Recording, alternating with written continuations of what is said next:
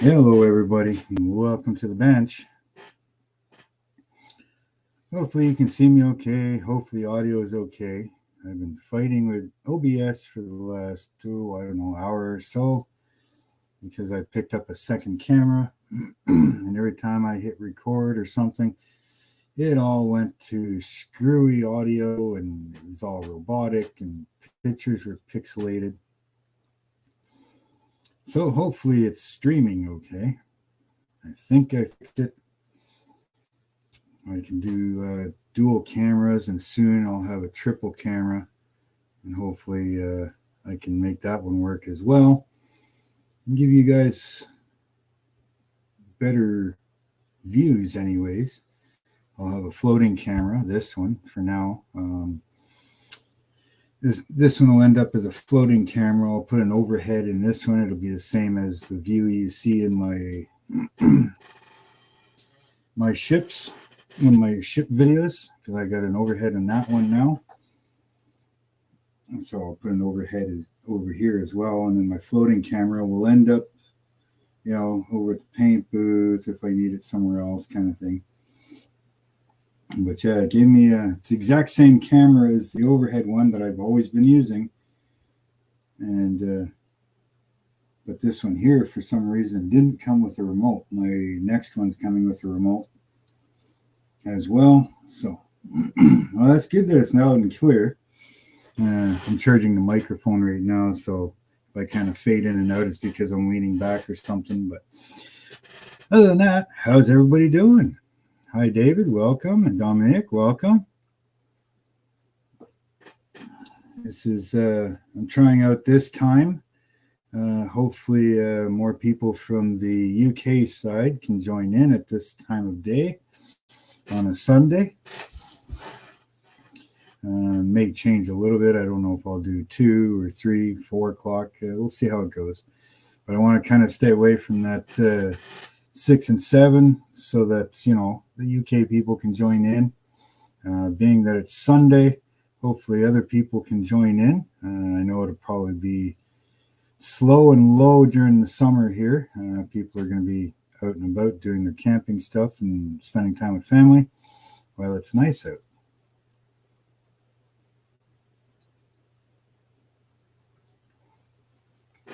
So other than that,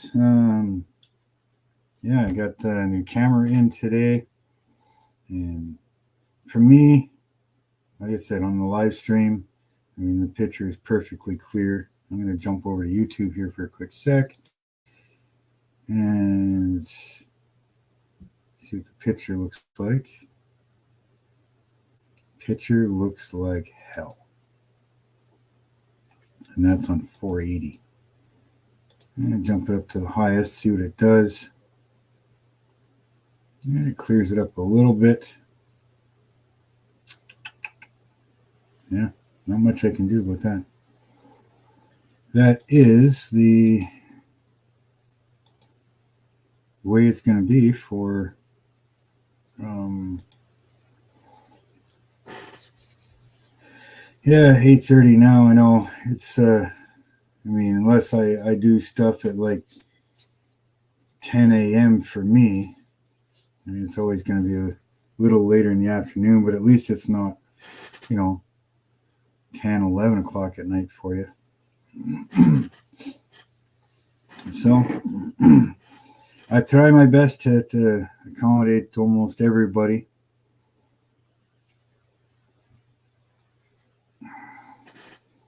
But unfortunately, the way the picture is,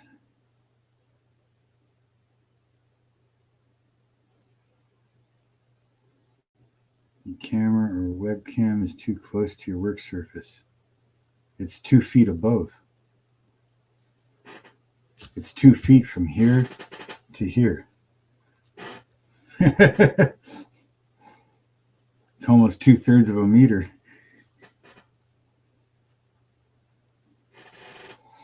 This one I can't zoom in and out either.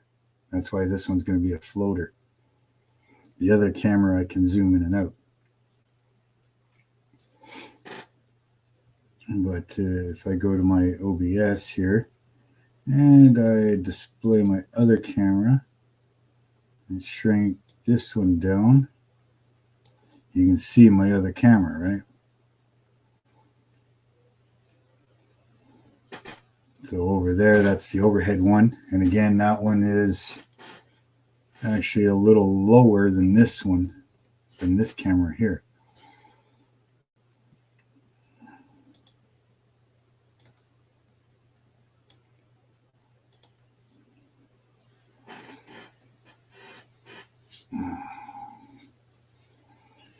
But no, I think it's just the satellite internet and the way things is around here that unfortunately the live streams aren't going to get much clearer than they are. So, depending on what people think or say, I may just stop doing the live streams. I like doing live streams though.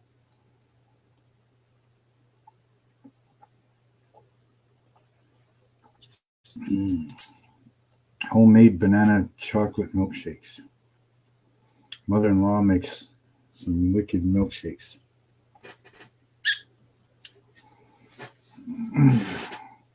Mr. Ed, welcome. Andrew, I know my picture sucks. I'm going to put the link here if somebody wants to join.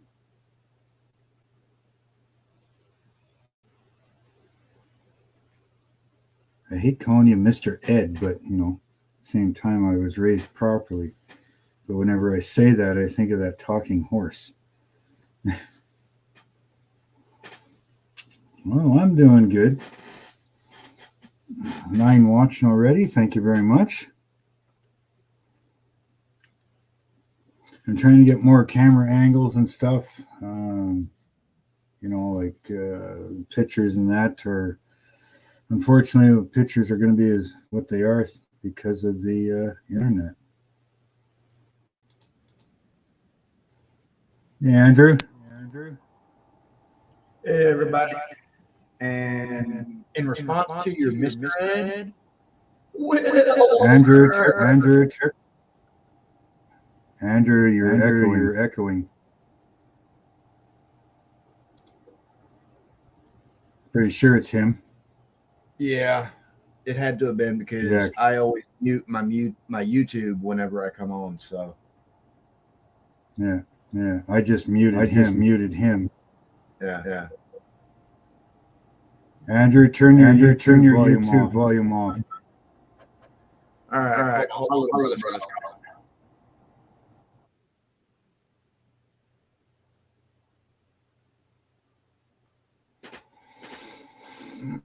You're getting a back feed, Andrew.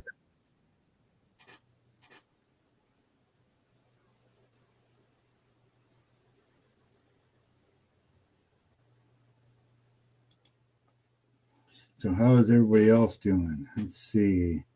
4K webcam and also work with OBS Studio, but the distance seems okay then.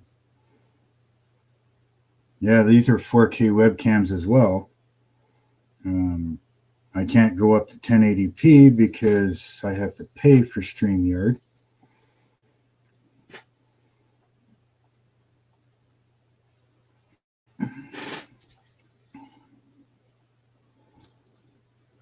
And so the best I can broadcast in is 720 or whatever.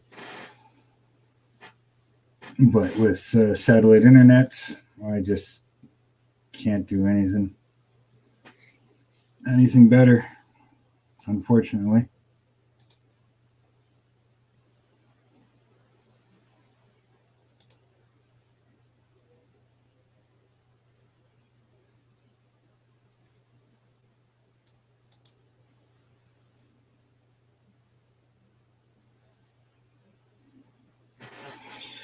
Oh, hurry up and charge.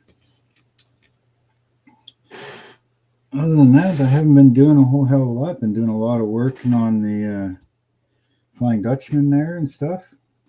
Getting a bunch of videos out on that. Speaking of which, hey, Flying Dutchman, how's Dave doing? Hey, Dutch Dave, how you doing, brother? Yeah, mine's satellite internet. So The Andrew, until you fix your audio, I think that is echo. You're back feeding badly.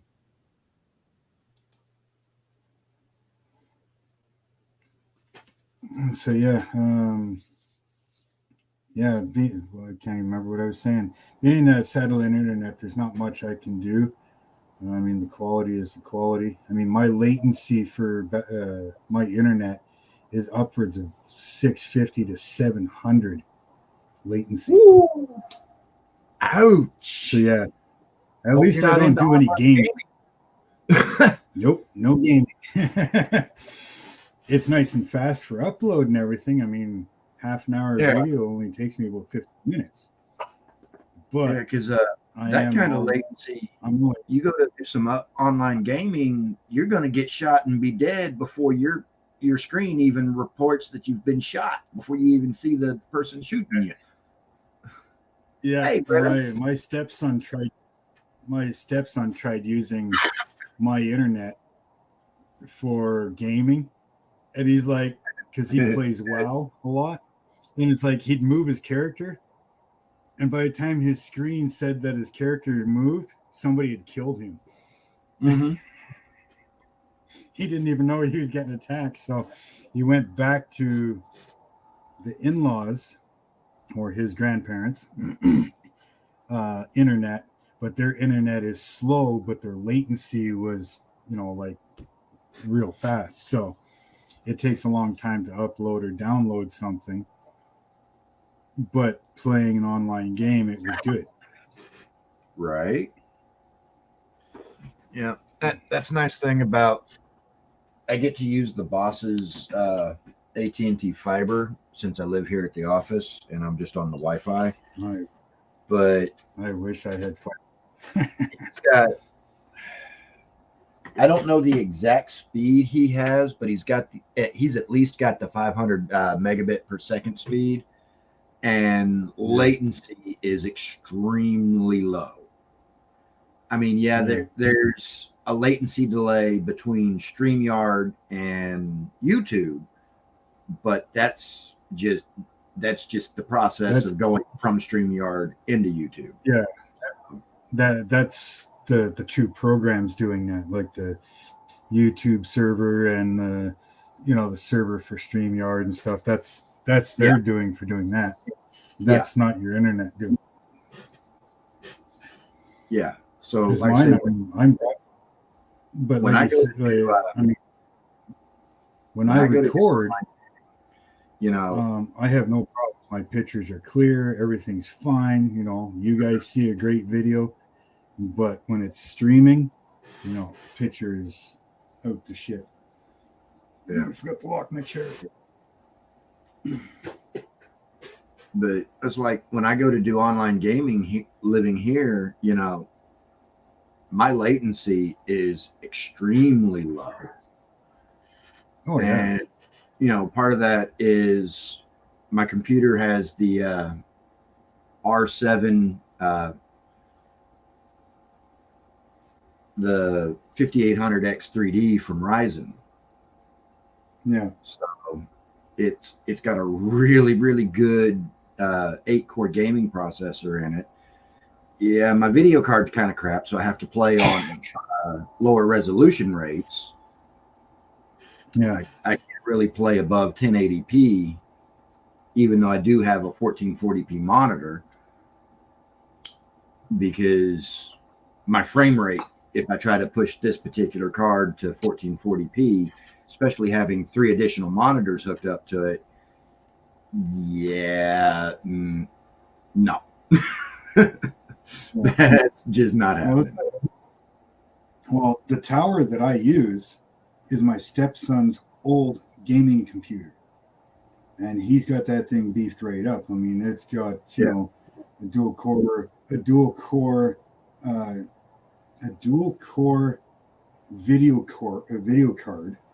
So it's it can handle graphics. Yeah, it can handle graphics like there's no tomorrow.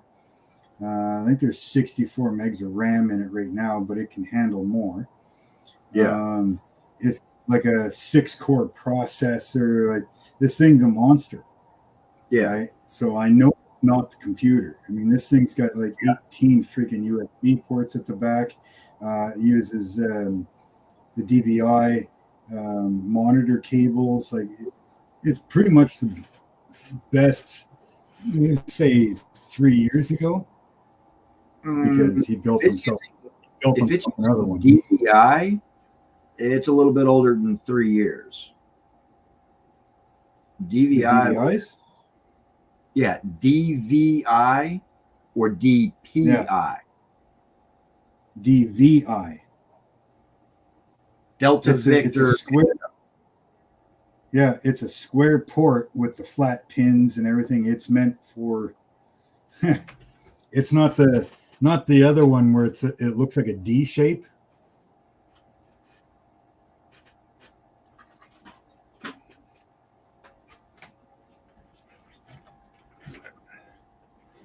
Does your connector look kind of like that? Yeah. Okay, yeah, that's DVI. And DVI is actually an older technology. HDMI and DPI, or DisplayPort, those are actually better than DVI. Yeah. I can even run, what is it, 4D DHA. What the hell do you call them? DHMI? No. Yeah. What the hell are they called? I don't know. I can run like the ones that you would use to go from your cable box to your TV kind of thing. What the hell are they called? Capture card. It's HDMI. Yeah. You know, like this thing's set up for optic. It's set up for all kinds of stuff. Yeah. Like I can go way up. What I'm using right now, yeah, it's a little older, but it's the best that my monitors can handle right now. Yeah. And if I had better monitors, I could go to the other hookups, to the better ones. Yeah. Whereas my video card, it's the what is AMD's video card? The Radeon RX 6600. Yeah. It's a generation old, getting real close to being 2 generations old. Yeah. Hey, Miss Marcy. And hey, Marcy. Yeah, obviously I got my camera fixed. I was able to solder in a new USB cable into it. That's good. Thank you, United States Navy Advanced Electronics Training. I just got another camera, this one. Yeah. The wires at the because you know how USB-A looks kind of like this. The original cable on my camera, the wires right in this area right here broke inside the jacketing. So I had to open the camera up, unsolder the wires from inside the camera, grab one of my spare USB-Cs that I've got, cut the USB-C end off, clean the wires out, match them up color for color, and solder that one in, and it's working great. Yeah.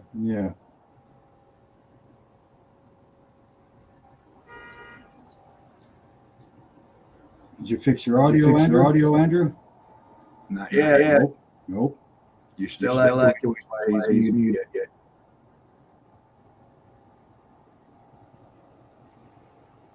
It can have something else.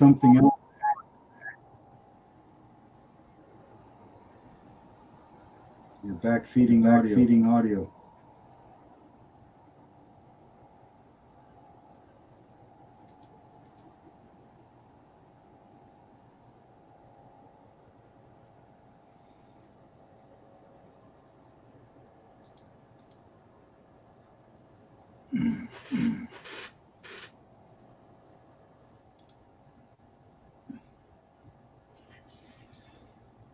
Yeah, having cables break inside the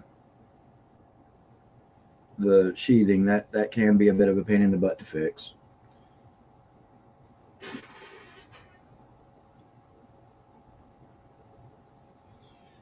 Oh, so what are you working on, Mr. Ed? Oh, I've got a couple of projects going on. I'm about to start assembling and detailing the engine for my 64 Impala lowrider. I had to take the headers off the engine for my Silverado wedge bed because they glued too far out. I'm going to have to re-glue them, but closer to the block to get those to go in and finish detailing. Also, I started the historic series, the Revell Historic Series, aka Snap, Kenworth W900. Got to get some detail painting on the chassis. The wheels I've de-chromed. I've got them in my dehydrator drying out right now, as well as the fuel tanks and battery box steps, side steps, and the exhaust pipe, the exhaust stacks. I'm also in the process of assembling AMT's triple axle lowboy.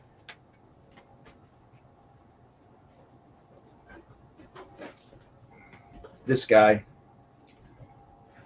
Oh yeah, I want to pick up that trailer. And it's pretty nice. I mean, Here, I'm gonna tell just Lewis. He's back feeding audio real bad. Yeah, you're getting real bad back there, Lewis.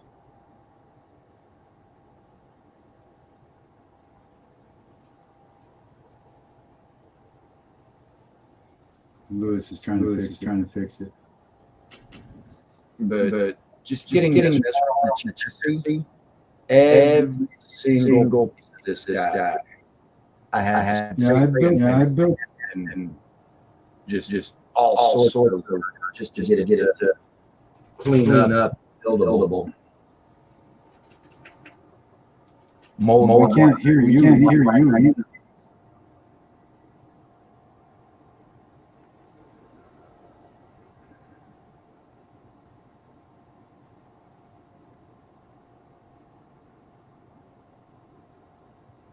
It had old line, flash, just all sorts of things to do.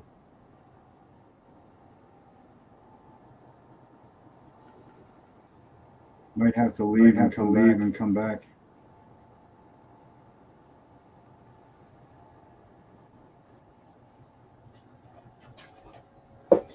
Yeah, I built that trailer when I got the lowboy and bulldozer.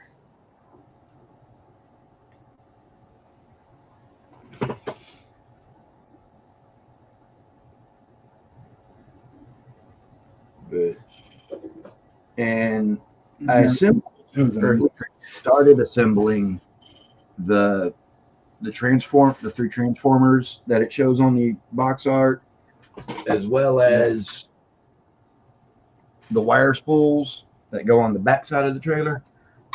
But I don't know if I'm going to use those. I'm thinking I may build some ramps, some fold down ramps to go on the back of the beaver tail here, so that they flip upward and then fold down, so that you can drive something up onto it and use it like a transport trailer or something.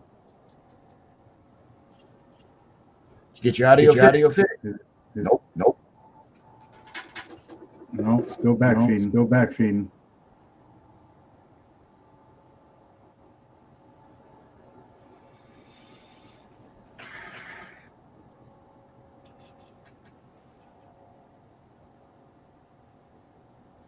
Not sure what's wrong, Andrew.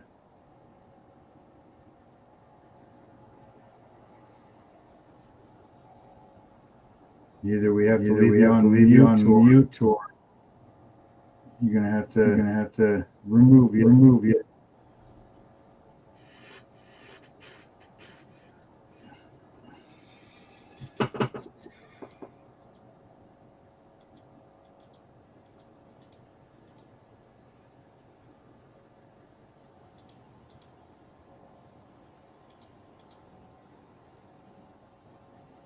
How was that? How was that?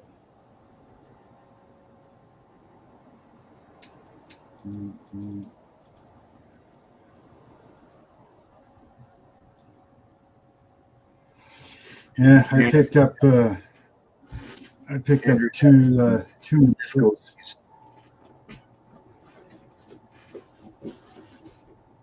up the Tyrrell P34. Oh yeah. And I picked up the Honda CB750F.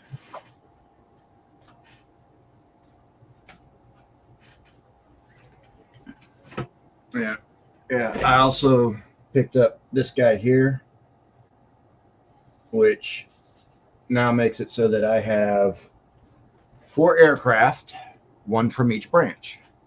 I've got a Navy bird, I've got an Army bird, I've got an Air Force bird, and I've got a Jarhead bird. Let's see, you got wax crayons, you got pencil crayons, you got markers and Sharpies. Oh, nice.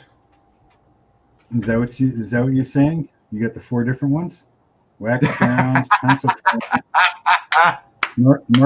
markers and Sharpies? Yeah. I love my crayon eaters. They're they may not be the sharpest tacks in the box, but I definitely have respect for them.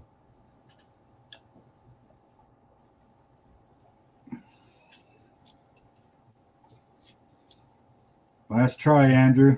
If it doesn't work, I'm going to have to remove you. Mm-hmm. No, we hear you now. And you're not echoing.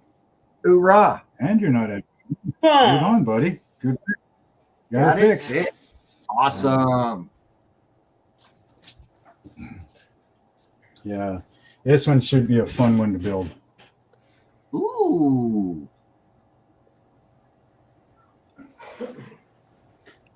That's that Tyrrell P34.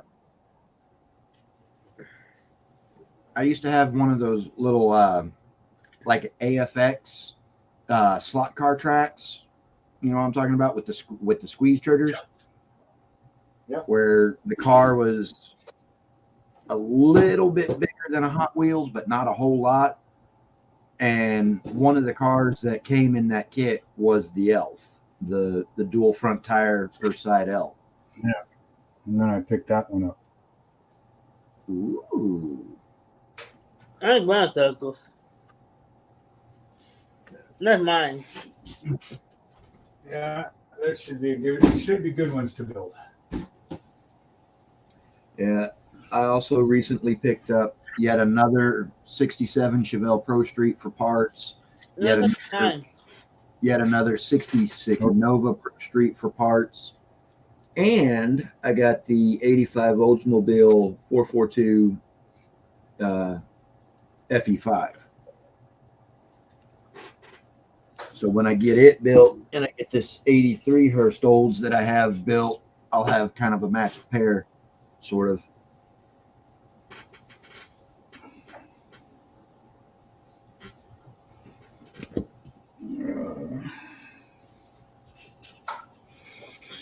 Yeah, get some more painted on this ship, and then I can finish off this video and start part 3.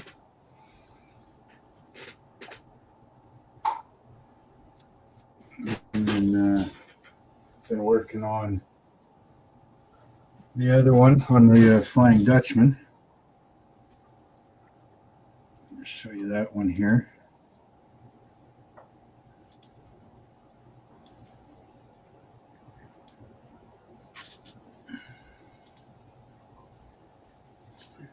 On the Flying Dutchman, this is what's nice about having all the different cameras.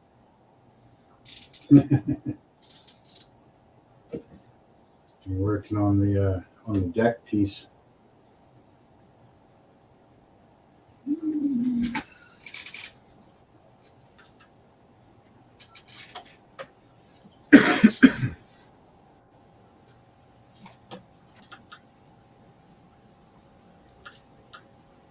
Oh my.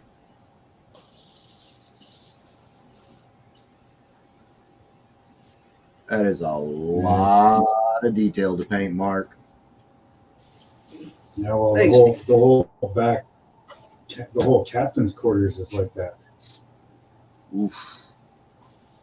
Good God, that is a lot of detail to paint. It'll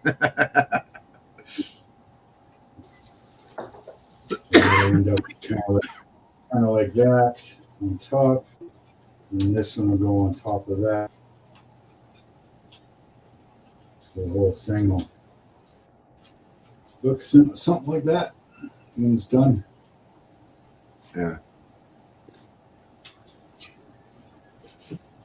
Hope you got a really good optimizer and a really steady hand. I've been working at it. I mean, like I said, that's No. a lot of stuff on there. Right?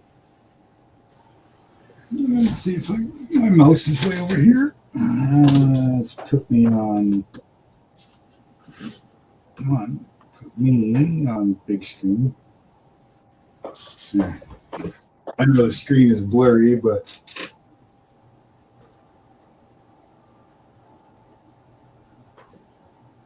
come on, focus in. Don't make it worse than it has to be.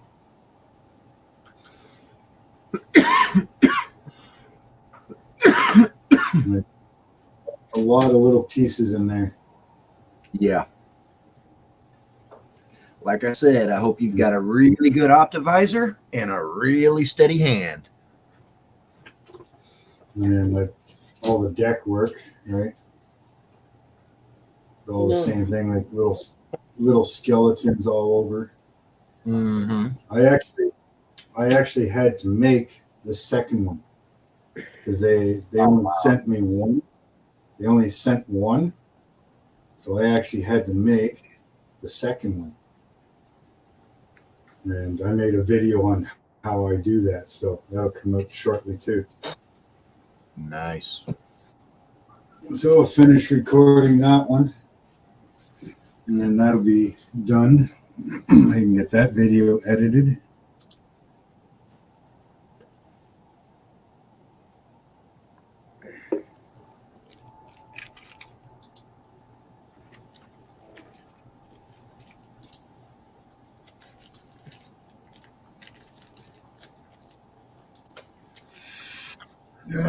Hey, Stephen. Welcome. I'm still 6 watching. Thank you very much. Oh, shoot. I need to click the like button real quick. There we go.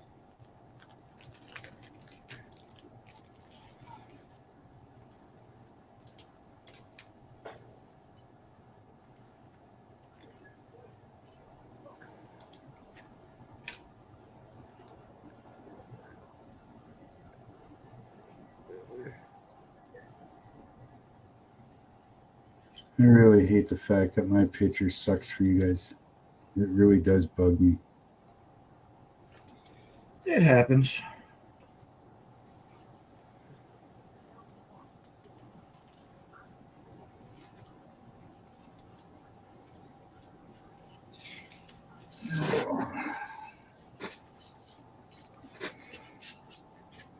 Yeah, well, wish I could make it so you guys could see as clear as, you know, my videos are, kind of thing.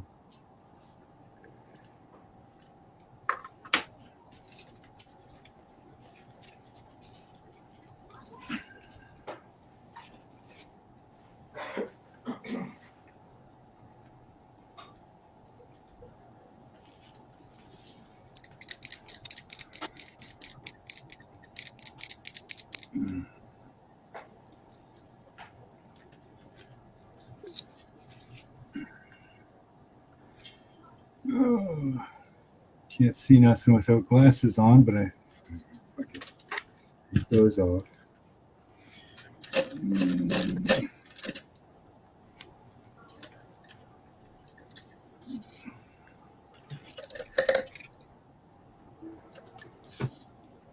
Pretty bad. You got to take off one pair of glasses so that you can put on your big eyeballs to see the small parts, but then when you want to try and find something, you got to take them off so you can put your regular glasses back on. Hey, Mini Mike. Yeah, whereas me, I just add a second pair of glasses so that I can see tiny little detail. Yeah, I'm going to pick up a different style because the optics ones that I've got, you wear like a pair of glasses. Oh, yeah? Yeah, so basically you'd end up with two pairs of glasses on the bridge of your nose, right? Whereas Yeah. the other style I'm going to get is a headband style. So Yeah. I can wear my regular glasses. And the headband style just hangs in front. It doesn't sit on your nose. Yeah, I've got a headband style optivisor as well, so that when my second pair of glasses isn't enough, then I put that headband style on.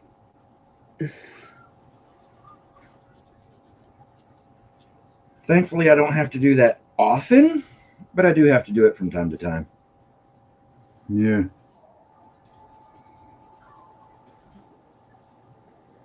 Well, 3 years ago, my eyes were perfect. Well, I guess that's part of getting older, eh? Yeah, there's that, and then there's the reason why I have bad vision now. Back when I enlisted in the Navy, back in 1996, yeah, that was a while ago, I had 20/15 vision. Numbers and letters, etc., that I could read from a distance of 20 feet. Or no, I had 20/5. And so numbers and letters I could read from 20 feet, somebody with, quote, perfect, unquote, 20/20 vision had to be within 5 feet to read those same letters and numbers. So working on all those advanced electronics that I did for the Navy, instead of utilizing the lighted magnifier for working on them, I just shone a light down in the system and just hyper-focused my eyes. And doing that for so long separated my lens and my cornea, and I now have self-induced astigmatism.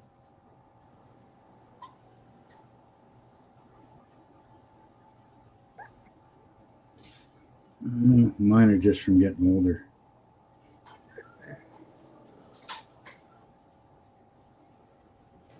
And that's probably on top of getting quite a bit older now than I was then too. So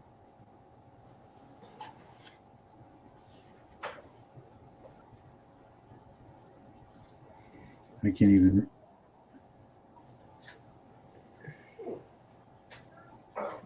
Hey, Mike. I can't even read the. Can't even read the chat. I agree that that's why I generally don't wear my headband style if I don't absolutely have to.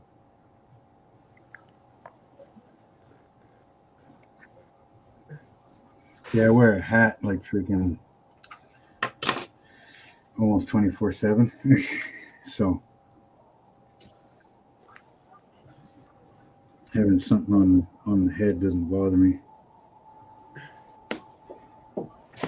For me, it's not the having it on my head that gives me a headache. It's the weight they're placed directly on my forehead because it is very front heavy, especially if I've got the triple LED light sitting and its batteries sitting on in its place like it's supposed to. It makes it really heavy and kind of uncomfortable. That's why I don't like wearing it. And see, being a mechanic and stuff like that, I always wore those headlamps and stuff, and then all the welding that I used to do, and so I had a welding helmet on all the time. Frame fabrication and whatever else, welding body panels in, so I was always wearing a welding helmet. Right. So, to me, having that extra weight there doesn't seem to bother me at all. And I'd have these on for less time than I would when I was welding and stuff.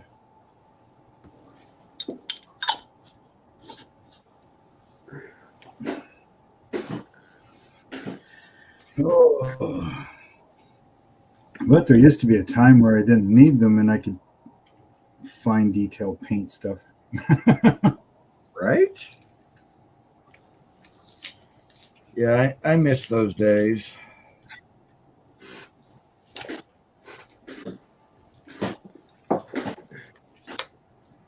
Far away, no problem. I've got no problems whatsoever. But reading within 2 feet of me,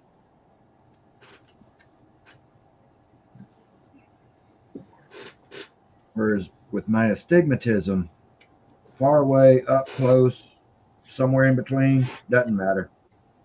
Without my eyeballs, it's a fuzzy, blurry blob.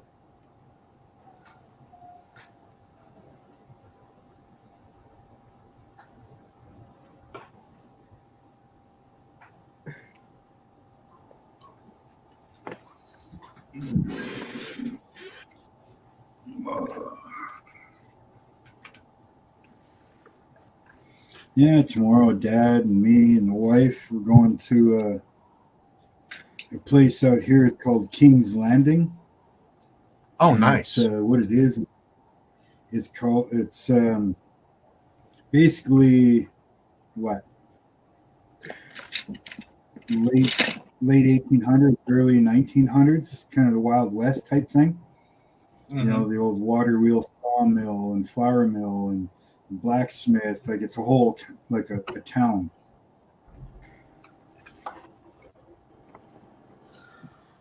There's another one in Ontario called Upper Canada Village, which is bigger, but the same thing. There's kind of one in Edmonton, Alberta, called Fort Edmonton Park. But Fort Edmonton Park has different eras.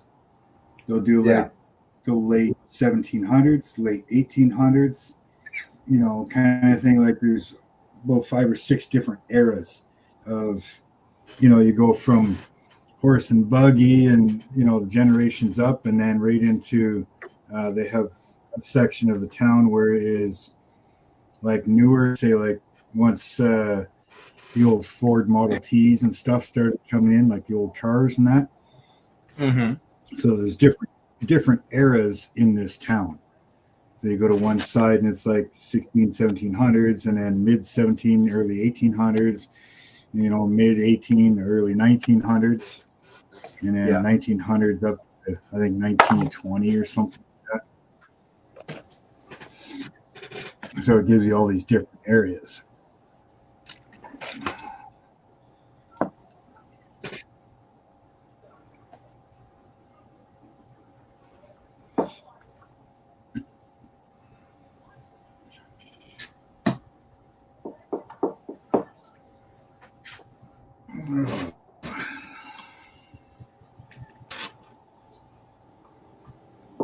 Let's see, 8 people watching. Thank you very much. Don't forget to hit that like button on the way in or out. Not that I see anybody new here, but doesn't mean there's not somebody new watching. If there's somebody you want to that you're not subscribed to that's in the chat or on screen, go check them out. Show them some love. I'm sure there's something there that you'd like to watch.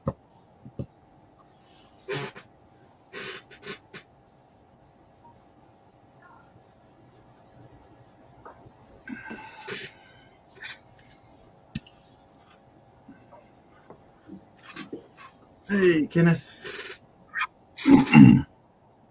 Hey, Kenneth. Welcome.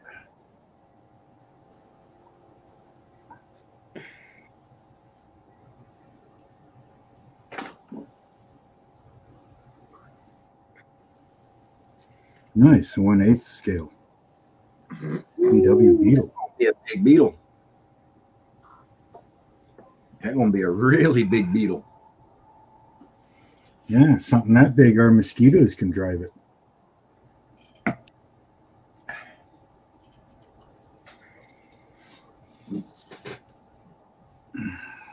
Yeah, we get some pretty decent sized skeeters here in Houston as well. So don't feel too bad, Mark.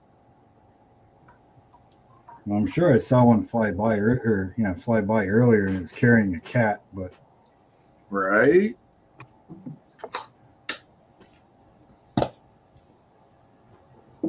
Yeah, I mean, here in Houston, they get big enough. They carry away a German Shepherd if they wanted. Get enough of them on a person, they probably carried the person away too.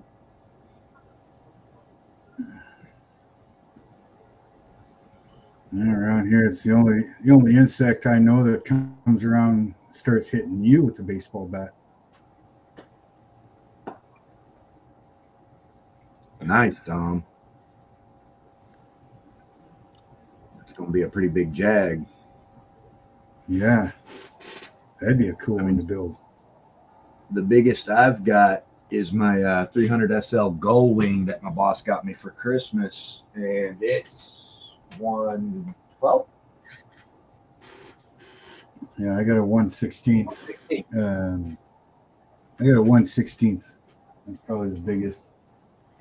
Yeah, my 116 300 SL Gull Wing. That's the biggest kit I've got. Now, as far as for Other than motorcycles. measurements of the kit once it's built, my 48 scale SR71 is going to be the biggest. That's huge. Yeah, 1/16. That's the Chiptown Hustler funny car. And then I've got that big Harley. Big Harley. I'm not sure what scale that is. Yeah. Scales this Harley. Harley is Big that the box it's in. 1/8 scale Harley. The box that my 48 scale SR71 is in is easily just as big as my two 32-inch monitors that I have on my computer. Yeah. That sucker is just That'd huge. be about the biggest ones, really. Now, if you go wooden ships, the models themselves are small, Yeah. but at the same time, they're also 25 times bigger than most vehicles. You know? Yeah. So I mean, technically, they're models. If you were to build a wooden ship in, say, 1/25th, it'd easily be 6-7 feet long. Well, my Flying Dutchman that I'm building, Dad's building a 1/5 scale of it. Wow. And the keel is just over 13 feet long. The keel. Ooh, ouch. That's a big boat. Yeah. Yep. He started it in the shop. It's getting to the point now it's got to be moved outside. It's just getting too big. I mean, there's still the bowsprit that has to go on, which is going to add probably another 4 to 5 feet to it. There's the captain's quarters, like I showed you there on mine. That has to go on the back. That's going to add another 2.5, 3 feet to the back. Then there's the yards. I mean, it's almost 4 feet across right now on the deck. Yeah. But the yards are another 1.5 to 2 feet further out. The masts are going to be almost 25 feet tall. So I mean, it's at the point now. It's got to go on the water and go sailing. Yeah. Well, we're gonna drill big holes and get Dad plans on selling it after when it's done. Yeah. And we're gonna scribe into it, not a watercraft. Right. Ornament only. This way, if some idiot decides to try and take it out, hey, you were told, here's the waiver you signed. It is not a watercraft. It is a yard ornament. We're going to put 2-inch holes all along the bottom of the hull on both sides. So even if they tried to put it in the water, it would just sink. Right. This way, there's no liability on us, on Dad. It's a yard ornament, period. Yeah. He's even described that inside the hull. This way, if they do sand it off or something, and then they go to the cops or whatever, no, open it up right here inside the hull. It also says, here's the waiver he signed. This is the picture showing the holes that are plugged. You know, no. This thing was a yard ornament. That retard did it on his own. Pretty much.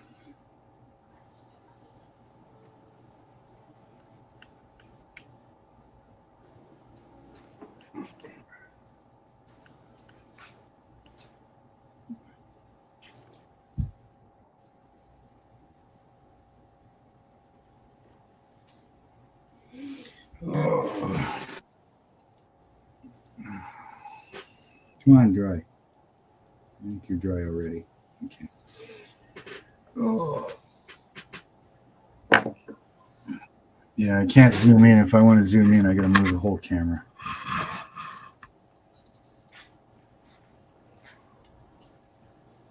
And there's no focus lock on it, so that's why it's going to be my floating camera.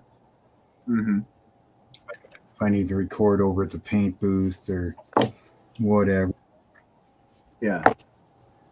It's like the Logitech that I use for my webcam that I'm using right now. There's no focus lock on it. Sometimes I'll hold a part up to it for a bit of a close-up shot because can't adjust the zoom or anything like that. And then sometimes it'll focus in on that spot where I held up to, and then when I put the part down, I'm blurry. So I have to hold my hand up to it and then slowly pull my hand back toward my face so that it can follow and track with my hand. Yeah, see it focus in there, but if I move away quick, it kind of focused in. Sometimes it doesn't. Yeah. But the other one, the exact same camera, but with the remote, it's got the focus lock. It's got the 3x zoom. I can control the brightness. I can control the, what is it? The brightness. The, what's the other one? Contrast. And color tone. I can flip the screen. I can, if I'm using the mic on it, I can mute the mic. I can pause the camera. You know, and that's the exact same camera, but just has a couple new features. Now the third one I'm getting is going to be the same as the one with the remote, and that one will be another overhead camera right here. Yeah. So I don't have to move them all around all the time, because right now, if I want to, or before I got this one or my next one coming, if I wanted to work here, I had to take the camera from over at the other bench and bring it here, set it up. Well, I want to go work at that one, record at that one. Well, I got to move the camera from here over to there. Yeah. Pain in the butt.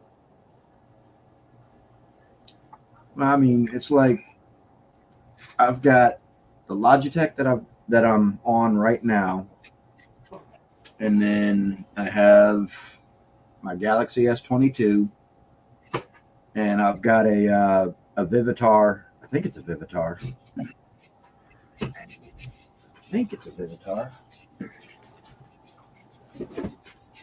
Yeah, Vivitar 4K handheld video camera. But the bad thing is, out of the three cameras, this one gives the best close-ups.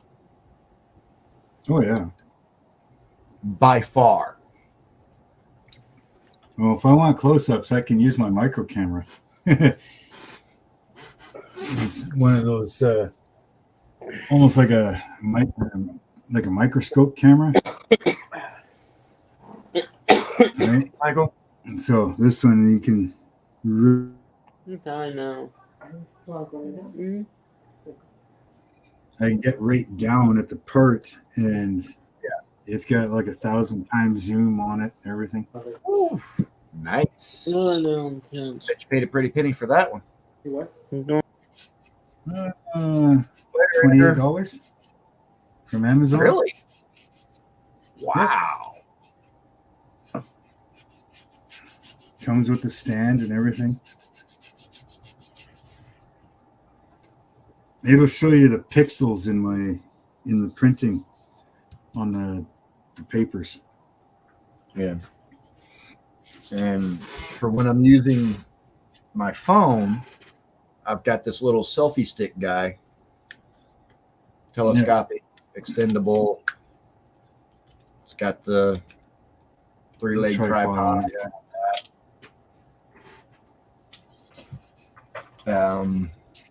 My Logitech webcam is, you can either set it on top of your screen or put it on a tripod. And hey, Dominic, thanks for stopping in, buddy. You have a good night if you don't come back. Have a good day, bro. And for the Vivitar, I've got this guy. Yeah. Which I can use this for my Logitech webcam as well, because it's got, the Logitech has the same mounting screw on the bottom of it that the Vivitar has for the part that locks in right here. Yeah. Yeah, I got the 4-foot tall tripod. I've got a 3-foot tall tripod. And then I've got the selfie stick that this camera's on. And then I've got flexi arm for the stationary camera now. Mm-hmm. And I'll get another flexi arm for this one. This one, like this one over here. You can kind of see it right here. It's all camera here and flexi arm up to the shelf. Yeah. You know, I'll do the same thing on this one because I got the same shelf here.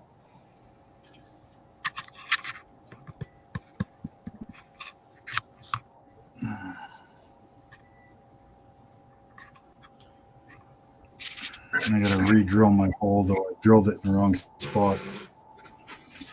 I need to drill a hole for my camera selfie stick, I don't know, 10 inches over, so it's more centered in my workspace. Yeah. And I'll be right back. I gotta go water the garden / move my laundry from the washer to the dryer.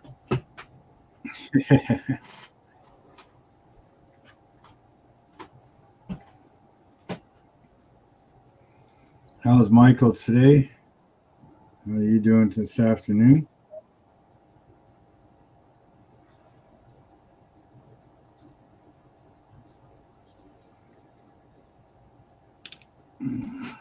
Okay. Let's go. Yeah.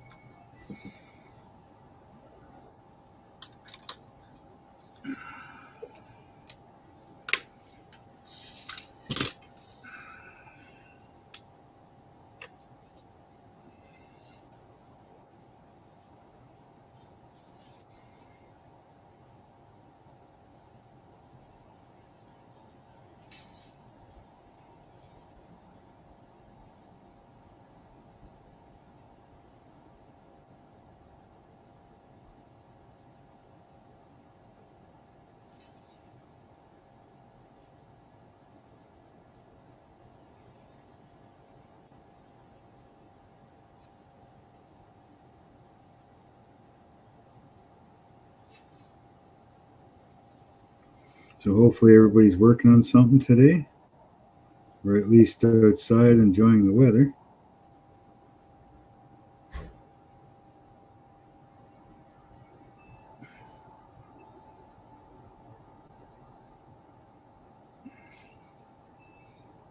Today is pretty friggin' nice outside. For here, anyways.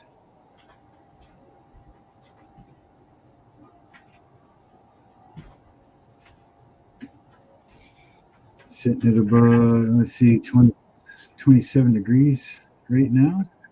Celsius, obviously. Not sure what the Celsius to Fahrenheit conversion is, but it's 91 Fahrenheit here in Houston. Well, it's 80 here right now. And like I said, that's 27 degrees Celsius. So. Yeah.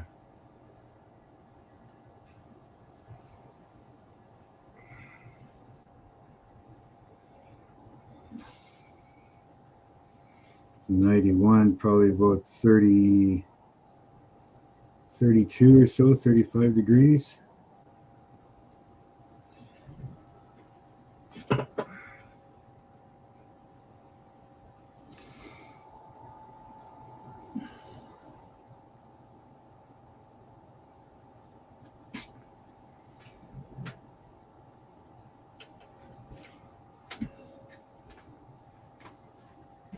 Oh.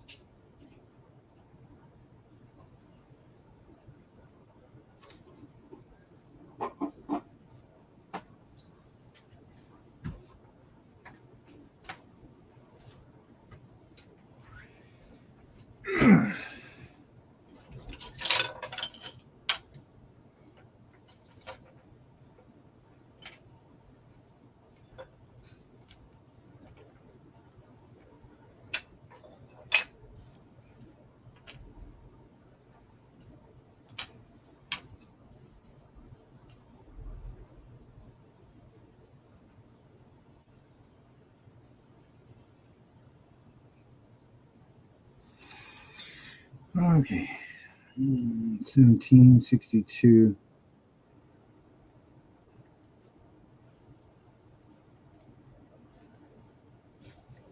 17's not too bad though. It's not freezing temperature yet.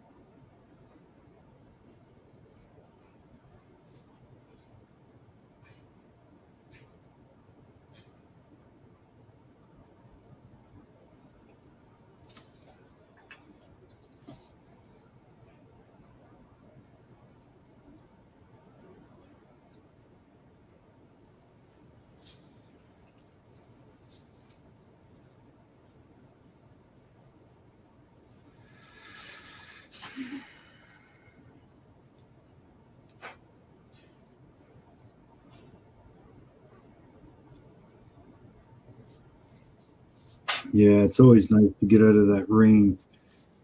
You have that friggin' We had that like pretty much all of April. It just kept raining and raining. And it's like, okay, enough already.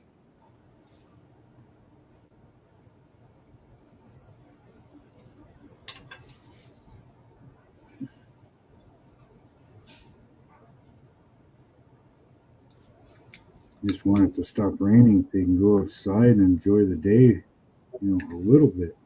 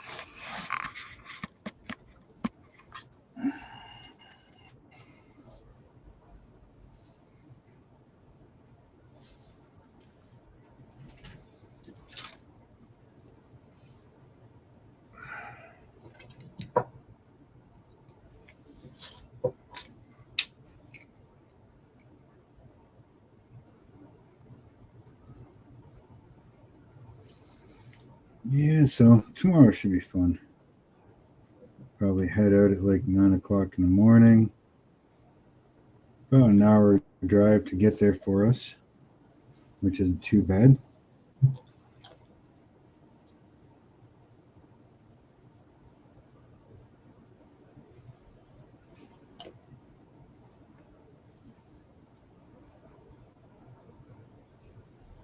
I've never been there, and my dad's never been there, so the wife is from here. She's taken her kids there when they were young and stuff, so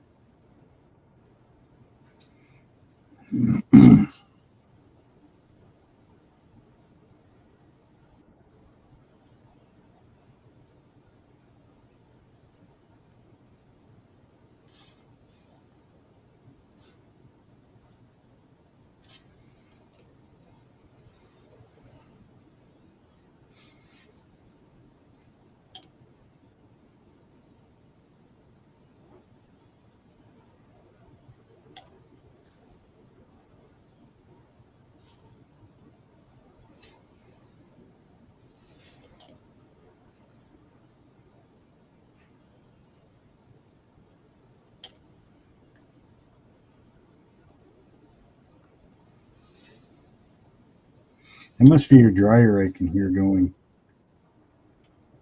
It might be. Either that or it's my tower fans because they're running kind of hard right now. It kind of sounds like underwater almost.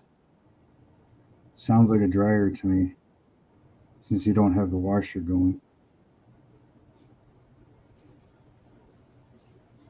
Considering as I did just put my clothes washer into the dryer.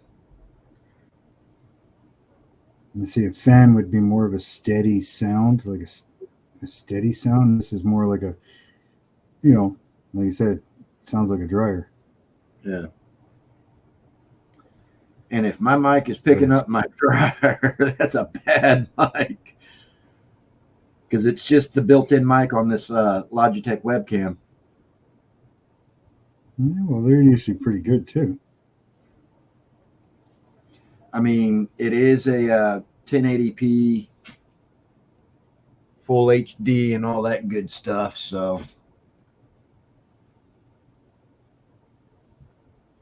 Or at least it's supposed to be.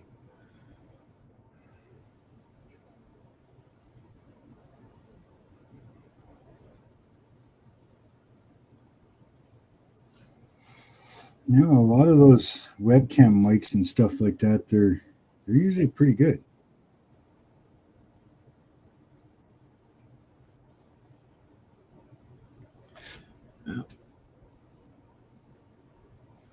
I think most people are using them as intended, right, as a webcam. So, I mean, they don't have the extra mics or external mics and stuff like that. So. Yeah. That's one tank for the Kenworth glued together. And even though this is technically a snap type kit, I still prefer to glue my parts. You're doing that blue truck? Say what? You're doing the blue truck? Blue on the box? No, you're doing the W, so that'd be the yellow and white one. Yeah. Not the Peterbilt. Yeah, I'm doing this guy, the Historic Series W9. Now it does have a blue version on the side of the box art. Yeah, the Lightning one. Yeah, the Lightning Express.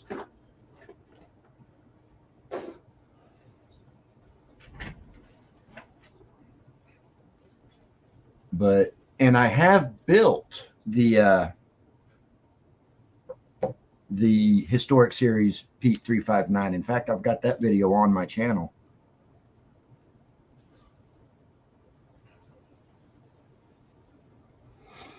Yeah, I did that truck too. I did it as my one of my fleet trucks. Yeah.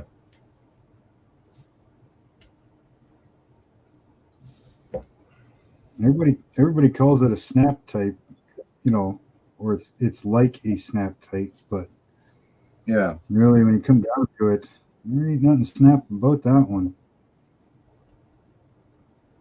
There's a lot of fitting you got to do on that thing. Yeah.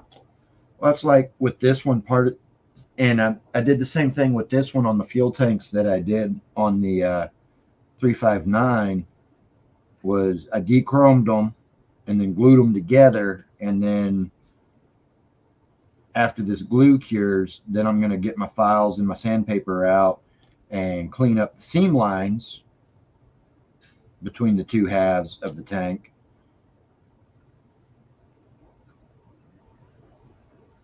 And then I'll re-chrome them. Heard a lot of people using that Revell chrome. Yeah. And getting really good results with it. I want to pick some up. Yeah, I think I'm going to pick some of that up next payday as well. Because, I mean, right now, when I do re-chroming, I primer it with a gray primer. Sometimes I use the Rust-Oleum 2X primer. Sometimes I use their Tamiya or Mr. Finisher gray primer. And then I cover that with a gloss black.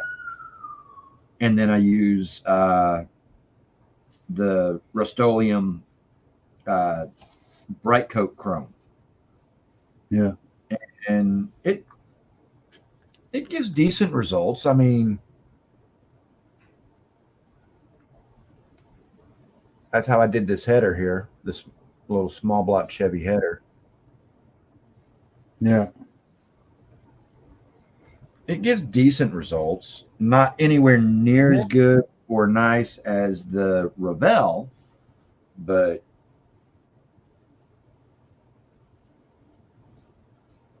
yeah, I just want to try it and see how it turns out.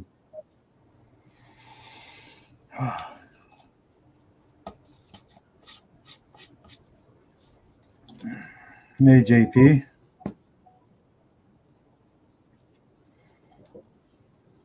Welcome, my friend.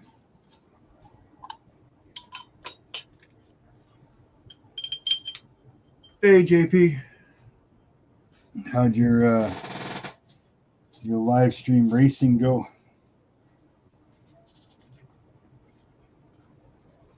I watched a little bit, but then I ended up having to go outside and help Dad. do a few things. So.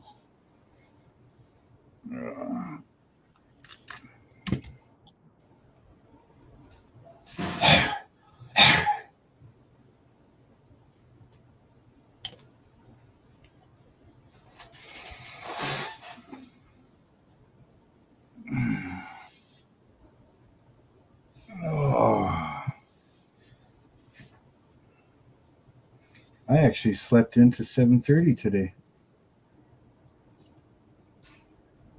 You call that sleeping in?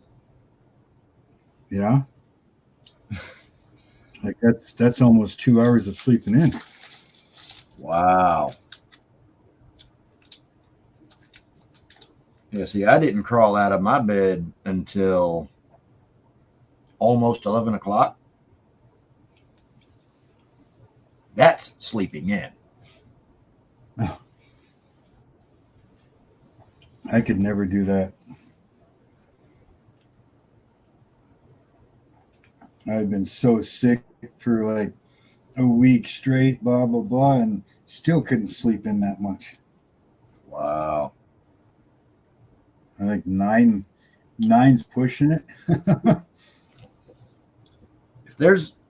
If there's any one thing that I just absolutely excel at, sleeping. Well, not me. Wintertime, I'm up every 2.5 hours to put wood in the fireplace. And that's without an alarm. That's just me getting up every 2.5 hours. Oh, wow.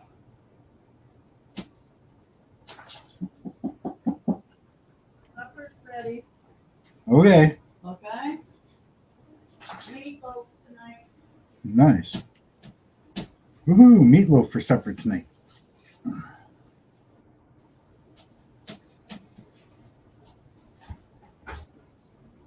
Yeah, there's no such thing as sleeping in. Not for me. Like even having like 4, stayed up for I don't know another half hour, went back to sleep. Was up at like 6. Went to the bathroom, went back to bed, laid there for a few minutes, went back to sleep, and then I was out of bed like 7:30.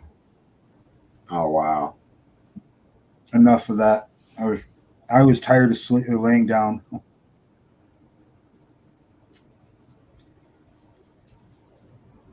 I know it was after midnight when I finally fell asleep.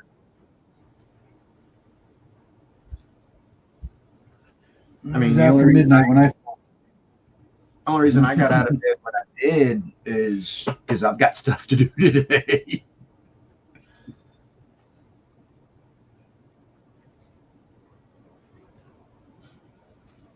If I didn't have anything I needed to get done, I'd probably still be in bed. Well, no. Thank you for the gift. So, nah, I'd probably be awake by now. It's almost 3.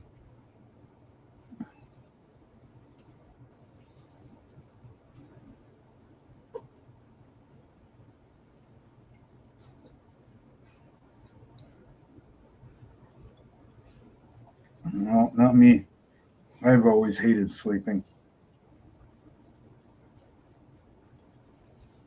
You miss too much when you're sleeping, especially when you're younger. You know, like there's the nightlife that you're missing.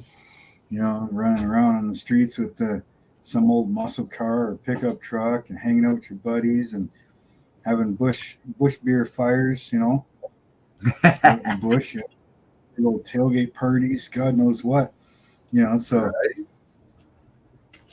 You finish that up at 2, 3, 4 o'clock in the morning, go home, have a shower, make your lunch, go to work for 6. Do it all again the next night. Do that for about 3 or 4 days straight. And then you crash for about 5 hours. Go to work, do it again for the weekend. Bon Jovi had it right. Sleep when I'm dead. I'll have lots of time then. Right? Yeah. No, Why waste life? like to sleep. Why waste life now?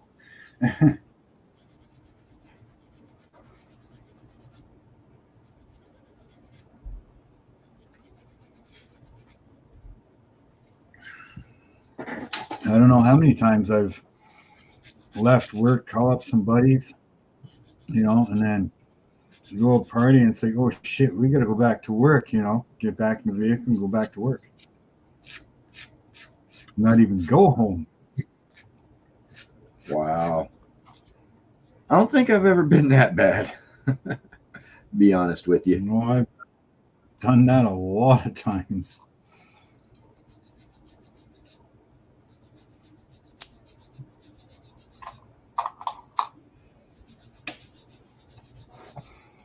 Did that doing construction. I've done that doing automotive work. I've done that doing auto body work. All types of different jobs. Especially, we had one buddy, he used to work up in Fort Mac in Alberta there doing the oil rigs and stuff. He was an electrician. Mm-hmm. So he'd do their shutdown. He'd come home Thursday afternoonish, Thursday evening, right around the time we'd pretty much be done work. We'd just be getting home. He'd be driving, 5 hours. He'd get home, so 6, 7 o'clock at night, ready to go. And he never went home. He brought a change of clothes with him, threw on his cowboy hat, his cowboy boots, and so did we, and out to the bar we went Thursday night. And two of us mainly would go back to work the next morning because we were out all night. He'd sleep part of the day Friday, and then Friday night, Saturday, Sunday, we were usually at one of the three of us houses. And you grab a 2.6 of Jack Daniels or Southern Comfort or what the hell the other one? Southern Comfort, Jack Daniels, and Crown Royal. And you take the top. You take the top off the bottle. You throw it into the fire. You toast the fire, and that you didn't stop drinking until that bottle was done. You started out with a 2-finger pour in your glass, right? So you take your glass and you get 2 fingers like this. Yeah. By the near the bottle, your 2 fingers were now this, right? Yes. If you're not just straight from the bottle. Well, that's until the mix was gone. Once the mix was gone, then it was just the bottle. And it wasn't just one bottle each. It was like we'd have two. Well, for me, it was two 6-ounce, 26-ounce bottles of Jack Daniels.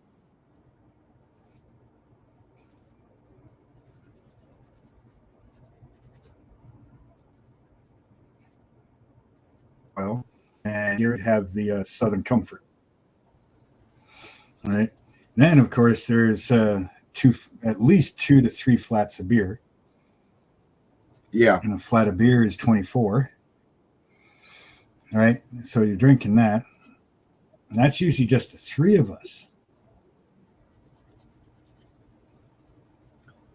That's like. And of course, being rough rednecks, where Fuzzy lived, we could take the back road into this tiny town that he lived near. And, of course, you're playing down the gravel roads and into the cornfield, playing and jumping and doing whatever, doing things you're not supposed to be doing on the road. And, go in, get off sales at the bar, and then make your way back home. That's like when I was in the Navy after I graduated basic and I went to my A school to learn how to do my Navy job. I gave the air quotes because by the time I got to my A school, I was already a better electronics tech than my teachers were. High triple-digit IQ, growing up in a house with a grandfather who has multiple degrees in electronics engineering, and he teaches you about half of what he knows by the time you're 9. And so, but there was this group of about 16, 17 of us that we'd get together every weekend. And we were from, well, 3 of the 4 branches. We didn't really include any Chair Force folks, but we were Army, Navy, and Marines. Because the base I went to A school at, it was an all branch base. Yeah, it was a Navy base, but we hosted all 4. We had the ground pound, we had the Army, we had the Jarheads, we had the Chair Force, and we even had some DOT coasties as well as foreign nationals. So we had a little bit of everybody there. But this group of us, we were all either Army, Navy, or Marine. Out of this group of 16, 17 individuals, every last one of us was going to A school effectively for United States military, learning how to do our military jobs. There were like 3 that were legal drinking age. I was not one of those 3. And we would rent 2 motel rooms every single weekend. We would rent 2 motel rooms with an interconnecting door. And one of the members of this group had a 91 Ford Ranger. And we would fill the bed of his truck. I'm talking bulkhead to tailgate, bedpan to rail. Fill it 4.5 times. You name it, we had it. Beer, wine, schnapps, whiskeys, tequilas, vodkas. We pretty much had it all. And we would spend the weekend from Friday afternoon, early evening when we'd get off duty and could leave base until Monday morning, right before time to go back to base for school or whatever. And we would be so drunk that running out of booze somewhere very late Saturday night / early Sunday morning, we would still be shit-faced schnockered, pardon my language, halfway through Monday morning. Yeah. And like I say, there wasn't but 3 of us that were of age. Every last one of us active duty military with at least a top secret security clearance, because you did not get stationed to Corey Station, Pensacola, Florida, unless you had a TS. Yeah. Every single school there required a TS. So here we all were, underage, active duty, minimum of a top secret, and drunk off our asses.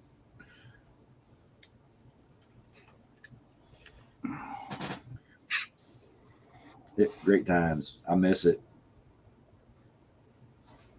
That's the way it's supposed to be.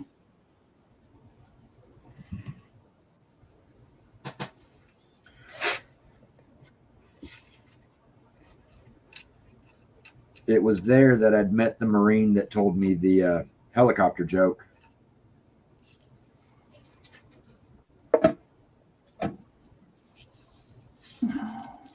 This particular joke was told to me by an active duty Marine.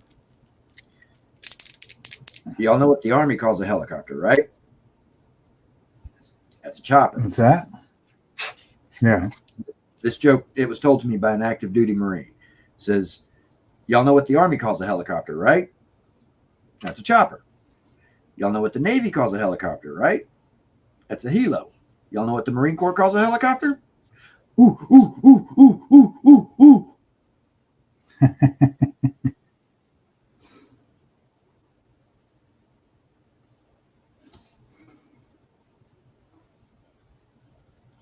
Another joke that particular jarhead told me: in what ways are Marines and bananas exactly alike? They both grow up green, turn yellow, and wind up dead in bunches on jungle floors.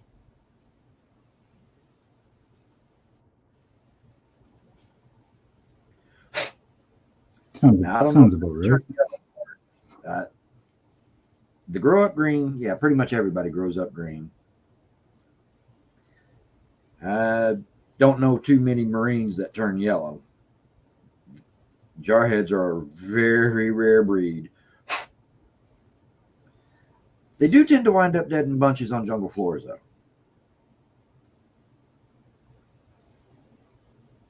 Jungle floors, deserts, whatever. That's because they don't have Rambo there helping. Yeah. That and jarheads are dumb enough to not only get within small weapons range, but they're dumb enough to get within hand-to-hand range. Whereas the Army ground pounders, the Chodes, they generally stay within rifle range of their opponents. Chair Force, yeah, they're up in the air like a lot of Navy guys. But for the most part, sailors, we're the only ones smart enough to stay miles away offshore on board my ship. Where the only chance you have of shooting me is with a missile. And it was my job to make sure that you didn't.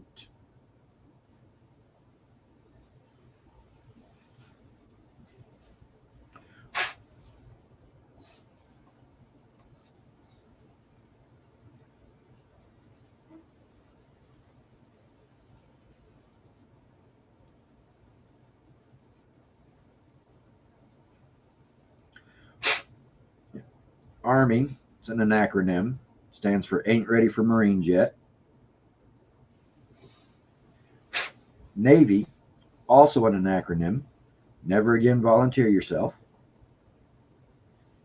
Marines is a double acronym, has two meanings. One, my ass rides in Navy equipment, sir. And the second one, muscles are required, intelligence not essential, sir.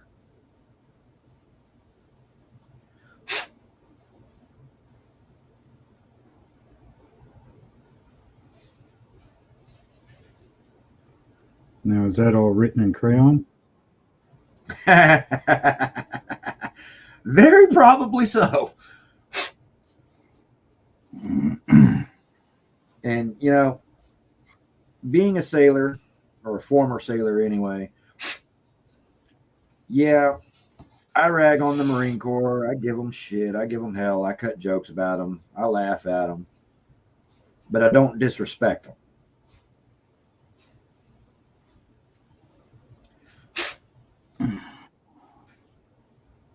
And to quote Mr. T, when talking about people who do disrespect the devil dogs, I pity the fool.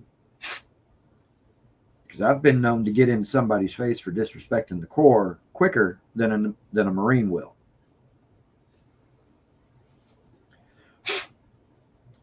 Because as an electronic warfare technician, I had access control, activation control of a variety of the defense weapon systems, self-defense weapon systems on board my ship, which that made me at least partially responsible for every weapon system on board my ship.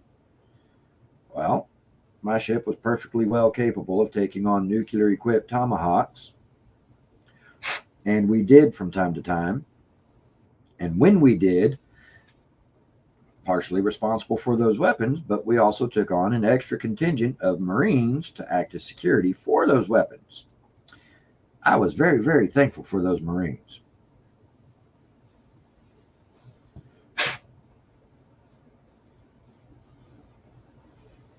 See, way back in the day, if I was going to be anything, it'd pretty much be Navy, because I love sail ships. Yeah. That's where I would be. Out on the ocean.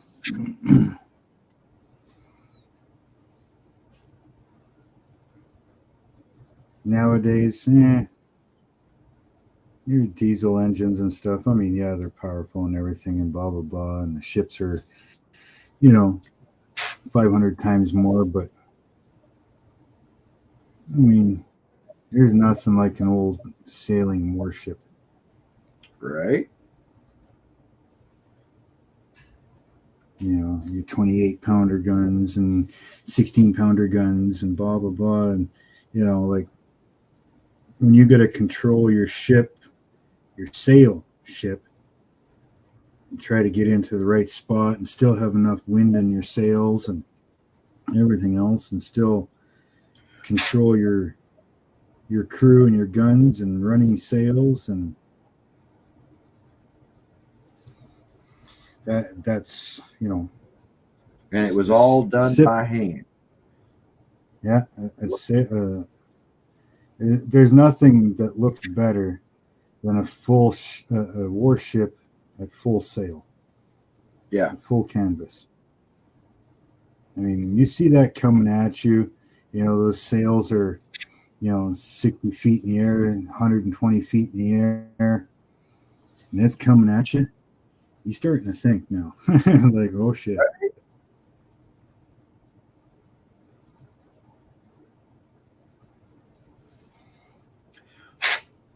You think about things like the Constellation or the Victory or the Constitution, the Wassa, the Vasa, you saw that coming at you, man. It's like, oh shit, I am in trouble. You better hope that you can outsail that ship. That's your only chance.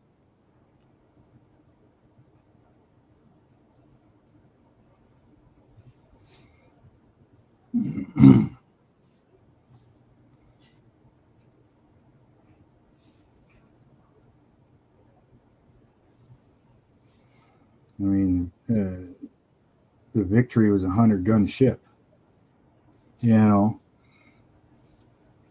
Like, hell, even the Wassa, I think, was an 80 or 90-gun ship.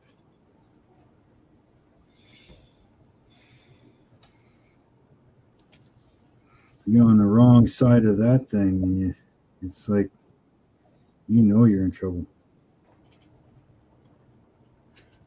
Yeah, I mean, I would not want to see a battleship of any kind, whether it be an old school wooden sailing ship or one of our more modern vessels that we have now, coming at me in an aggressive stance. That just not my and that's it's not knocking any of the new stuff. I mean, they're powerful, extreme. But back in the day, when you didn't just have an engine that you could say, okay, about face, let's get out of here. You had to maneuver with the wind and hope that you could outmaneuver a warship that's coming at you. It wasn't a day for pirates, I tell you that, when they saw that thing in the background.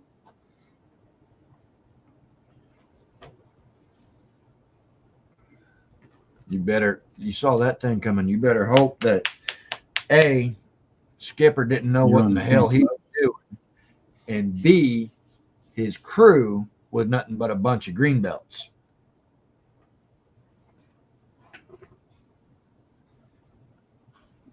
The best thing you could do is hope that you're on the same side. Right?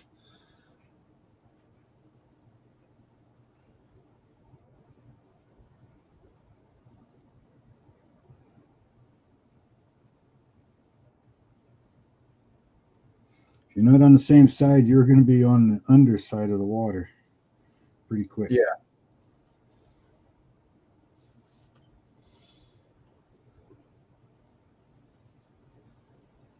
And with my channel here, I build scale models, and I'll still build everything, but now that I'm doing a wood ship and I've done that plastic cutty sail ship, somebody's there. Who wants in?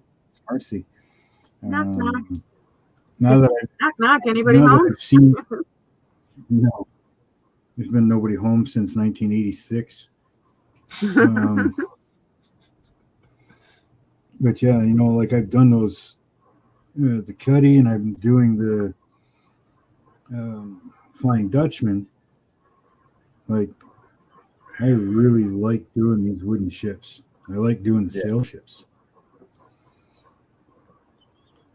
I don't have that kind of patience, all that rigging. Yeah. I actually find it relaxing, believe it or not. Yeah, it would drive me batshit. When I did the Cuddy, it was halfway like through it, and I would just snap. Well, I was so afraid of the Cuddy before I did it. And it's like, I got to it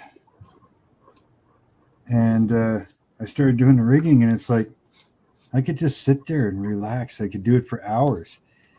I had more fun doing the rigging than I actually did building the ship.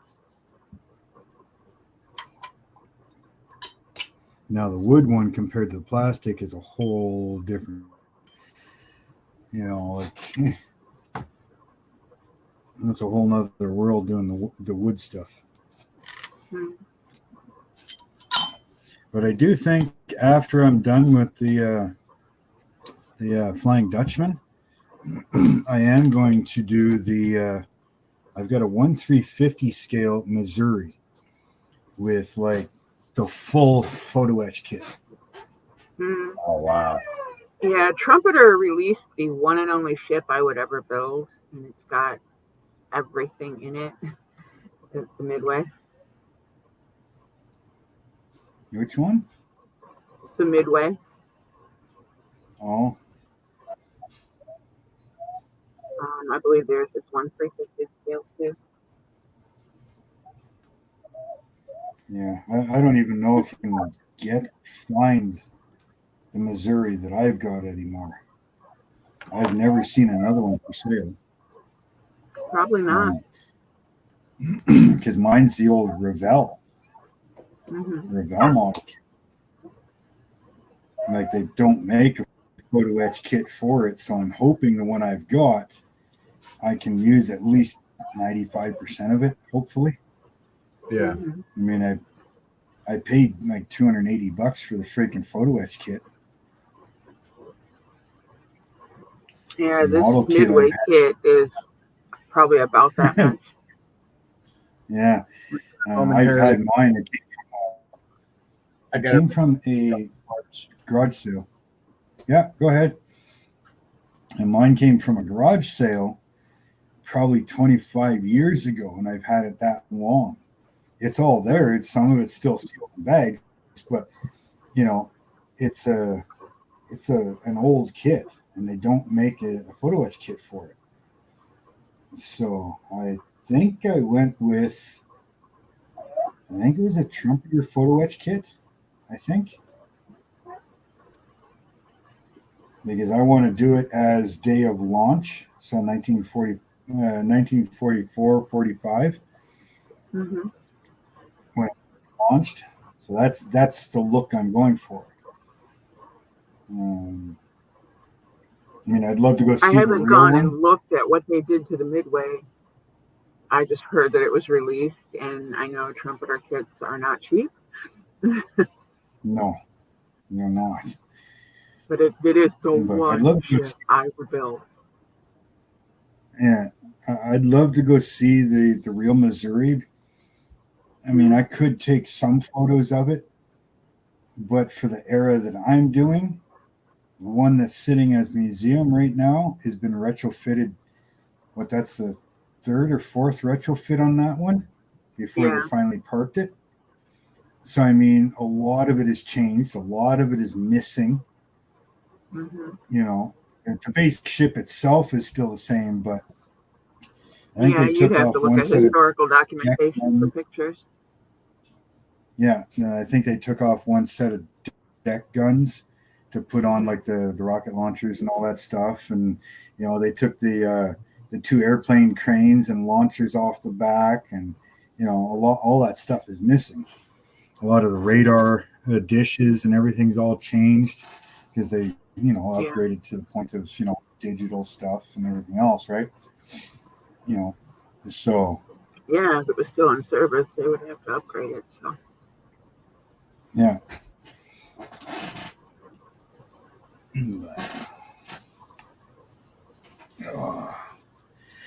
But no, I like doing the rigging and stuff. I can't wait to get to it on the Dutchman here. He's getting close. yeah, that's a nice To the project point, there. Yeah, it's getting to the point now. I can put the captain's quarters on.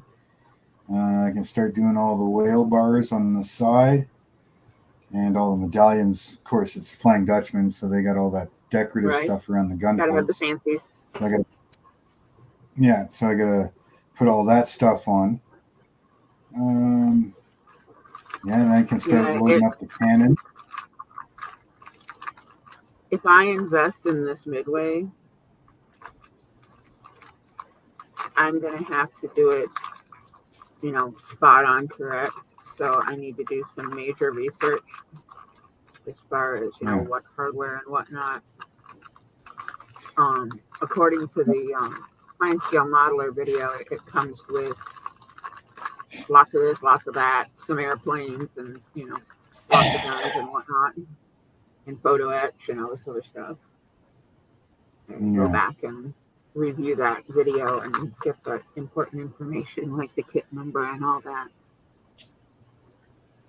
I know, like this Dutchman here. I mean, yes, it's called the Dutchman, but I mean, really, if you compare it to the movie, the way the Dutchman's supposed to look, I mean, this thing is nowhere near what it's supposed to be. The captain's quarters decks and all that are wrong. The quarter deck is too high and too short. The poop deck is too short. As well scratch built your own at that point. Yeah, I mean the whole front. They've got two doors on the front bulkhead at the bowsprit, and if you watch the movie, they don't have doors there. They have two triple guns there. Like it's so far off from being the Flying Dutchman that I'm building it as it's supposed to be, but I keep mentioning, it's like, this isn't the Flying Dutchman. They call it that. Well, no, really, it isn't. With all those major differences, it really isn't. Yeah. It's a similar boat. Yeah. It's a likeness to it, and that's about it. But I've still got like the Blue Nose to do. I got to finish off the San Francisco 2.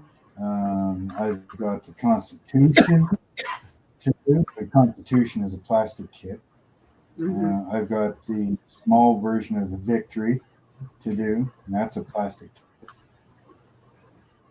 Wood kits are freaking expensive. I might have a couple of a really small scale ships that one of the guys gave me, and in my club, and I just kind of stuck them in the box with all the airplanes they gave me because they're not. Yeah, I got interest. They might be trading fodder later, or I might build them. Yeah, I got to finish my 1-700 Missouri at some point. The only thing is, if I did do this midway, it's supposed to be like 3 foot long, so that's like half my desk. So where I build it is where it's going to stay because I don't have anywhere to display it. Yeah. I've already talked to the in town. I talked to the library, town hall, to see if they would have, places to display it for me. Put a little plaque on it, like, donated by, and put your name on it. Yeah. There is like the tourist town that we live near. We do a lot of whale watching, and one of them is the Jolly Breeze, right? And it's mimicked after the original Jolly Breeze. It's spelt differently, but it's mimicked after that. It's a 73 foot gaff rigged, square rigged cutter, and I'm trying to find a kit that is very close to it, or at least the plans to scratch build it. And I'm going to talk to them. It's a full out sale ship, eh? And I want to make a copy of it and either sell it to them or have it on display in their store, like their shop. Mhm. But I'm trying to find something that matches it.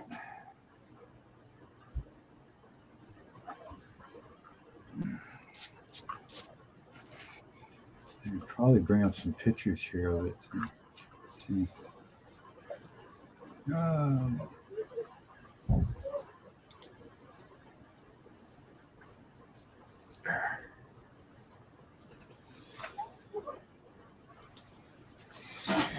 See if I can bring up some pictures of it. After the money I had to spend this week on both animals, I just can't justify spending another, $250, $260, whatever it's going to be on another model. Yeah. I had to have my cat put to sleep the other day, and I'm so my sorry. son wanted to bring her home, so I had to pay the ridiculous amount of money they want to cremate kitty cat, and then I have to spend the money to get Dixie's monthly medication. She's on a product called Simparica Trio that keeps her from getting cooties. And that's just not cheap. That was like almost $250 just for that for 6 months.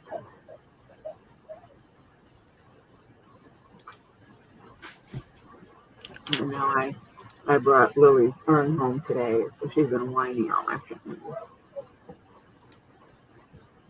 She's been looking for her. She doesn't understand she's not coming home. But it's not, meowing. Yeah. So that's the Jolly Breed. That's a cool boat. Yeah, I like that. I like sailors. They're nice. There's just something about the piece of fabric fluttering around, pulling you along. So if I can find a ship kit that would It actually allow feels me like to you're build flying. it. Yeah, that would be cool. I found some that are I similar, definitely but make that a mission if you've got somewhere to put it. yeah, it's On just the off chance that they wouldn't be interested in it. yeah. I think if it was done right, it was they wouldn't have. It would definitely be a cool project. I mean, that's like part of the reason why It's I hadn't got started on that SR-71 yet is in 148th, that sucker is going to be so huge. I don't think I have anywhere to put it once I've got it built. Yeah. well, that's the thing. Some of these If I do end up ships, buying this boat, I'm losing half my table. So I don't know. And I don't want to wait too long because they go out of production and then, the price goes up if you can find them. Mm-hmm. And they're already super expensive. I mean, I'm into Warhammer. I've paid over, what I would pay for that one ship for a freaking board game. Yeah. So I can't say I wouldn't do it. I don't play Warhammer. I play D&D. I play Rifts. Well, I played D&D back in the beginning. We played it on paper. I mean, we used graph paper and a ruler, a pencil, and some dice we stole out of the Yahtzee box. I mean, we played it before it had physical items that went along with it. Oh, back when it was still 100% theater of the mind. Yeah. Yes, 100%. We played it on paper. We had a 3-inch D-ring notebook full of all of our adventures. Yep. We wrote our own storyline. Yeah, and second then all edition. of a sudden it was in the toy department, and we could get it, and we started buying it. And then Warhammer finally came here in '87.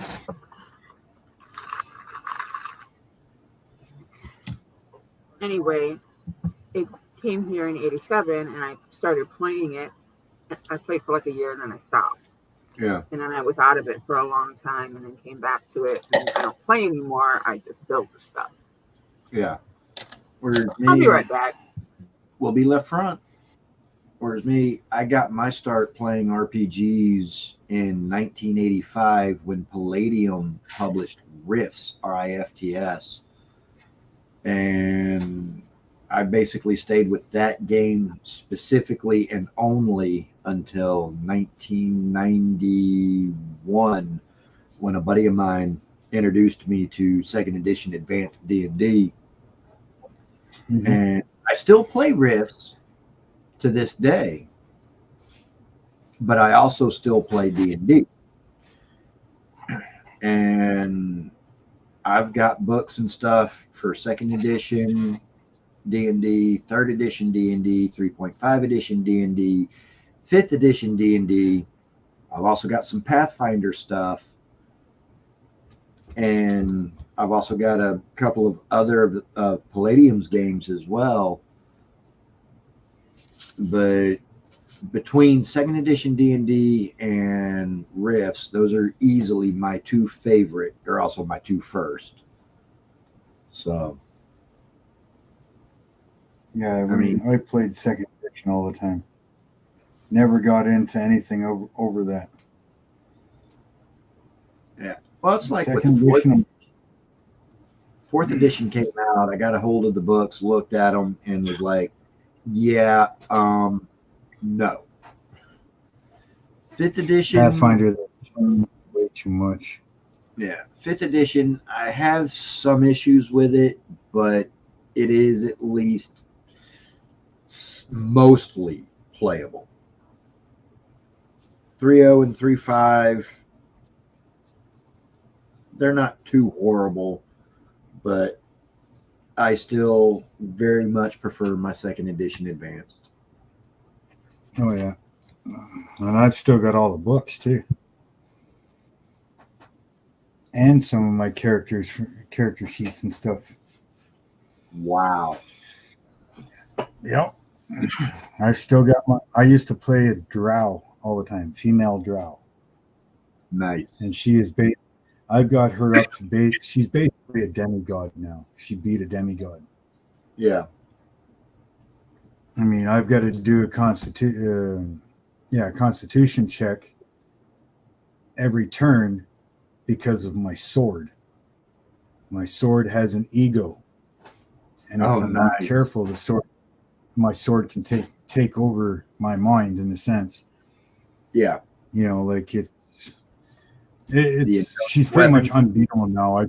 I've stopped playing her because, I mean, short of putting her up against a god right off the bat, I mean, yeah, there's no challenge. Yeah. Yeah. Once you start getting that high in level, you know, there's no challenge. That's why my favorite play level is 1st through 5th. After that, I mean, yeah, you can challenge. You can, with the various monster manuals and whatnot, you can easily challenge up through 20th level characters. But the easiest to challenge are the 1st through 5th characters. And those are my favorite. I've got one that I love playing. Because I had to make another one. I was just whatever. She is a pixie, but she's addicted to cocaine and a kleptomaniac. And so, I mean, you got a kleptomaniac pixie, right? That's addicted to cocaine. Oh my God. Trying to play that. And all characters are chaotic neutral, right? So, yeah. I mean, you can do pretty much anything. And because she can go invisible and all kinds of stuff. And, you know, yeah. Yes, sir. She's constantly. Yes, sir. And she steals things, but she doesn't know that she's stealing because she's a klepto. Yeah. You know. So all of a sudden you got a party of 6 that you're with, and you know, you get caught with all these things that she collected but doesn't realize that she's collected, so now the party's in trouble, you know. Yeah. That's like, of all the various published D&D settings, Dragonlance was always my favorite. Yeah, I played Dragonlance and played a few others. I've got all kinds of them. I got like, what is it, Dark Sun. I've got Dark Sun stuff. I've got the vampire stuff there. What the hell's it called? Yeah, Ravenloft. Ravenloft, that's it. I've got a bunch of that stuff.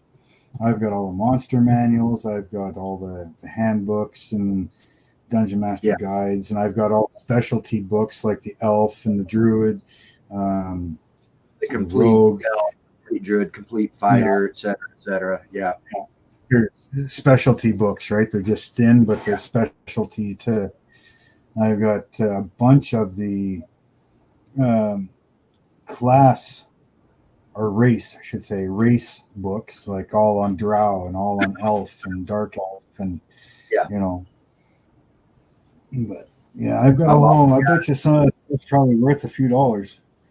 Yeah, and in addition to all that, I've also got the player's options books from right after Watson bought them. Yeah, Combat and tactics, skills, powers, etc. I've also got the DM's option high level campaigns. I've got several box sets and all the various books, and yeah. A demigod female drow, chaotic neutral, fighter wizard thief is what she was. Oh wow. Now that's, I mean, so she could cast some wicked spells. She had metallurgically, she was, you know, a fighter, so she could make her own armor, cast magic on her armor. You know, she was a thief, so a lot of her armor was very light, but because she was a wizard, she could cast a lot, and she trained a lot to do it. You know, so now she could move silently as a thief, even though she was wearing plate mail armor. Yeah. You know, so I mean, yeah, she was a deadly woman. Purple hair, her eyes glowed purple. Of course, dark skin because she was drow. You know, which unfortunately, playing a drow now, that's racist. Oh, I know. That's kind of what I say. The first one to make that, and I'd be the first one to make that character. Right? I'd always try to go for a drow or some sort of dark elf. Yeah. And it's usually female. I enjoyed playing Minotaurs. Yeah. We had one guy, he was a little slow upstairs, right? And he was usually either some sort of orc or minotaur because he was a big guy to begin with. Yeah. Right. And we always had to help him in a sense because he'd like, oh, I throw my battle axe. Tony, check your weapons. Do you even have a battle axe? You know, but I mean, he was just a rampage guy.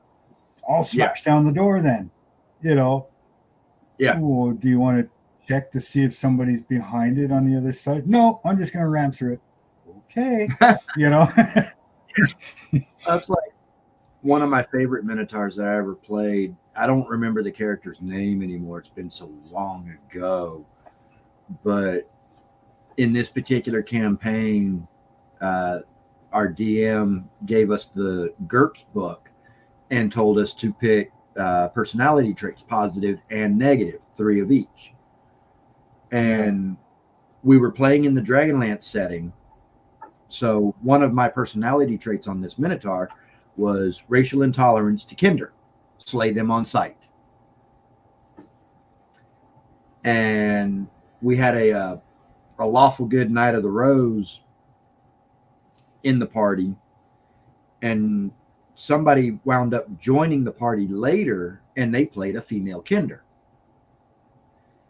And the Knight of the Rose never would let me kill that other player's Kinder, because playing in character, racial intolerance to Kinder, I kill them on sight.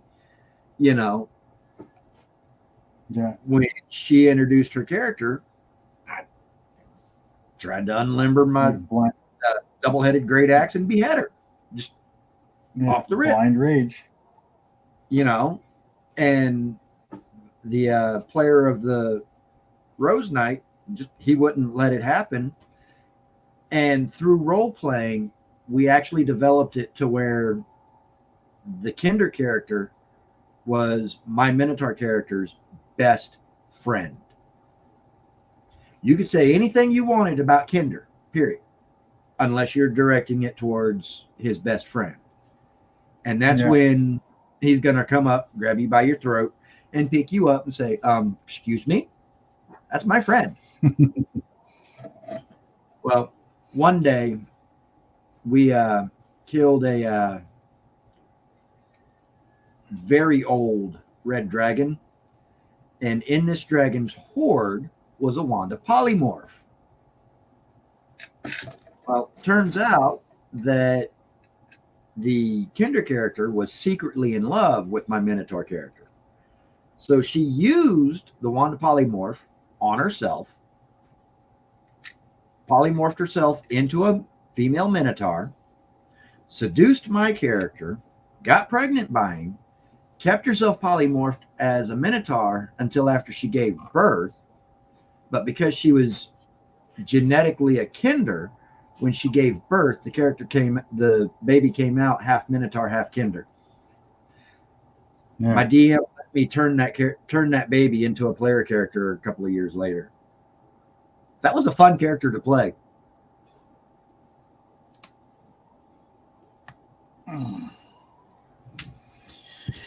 Well, let's see, another 25 minutes.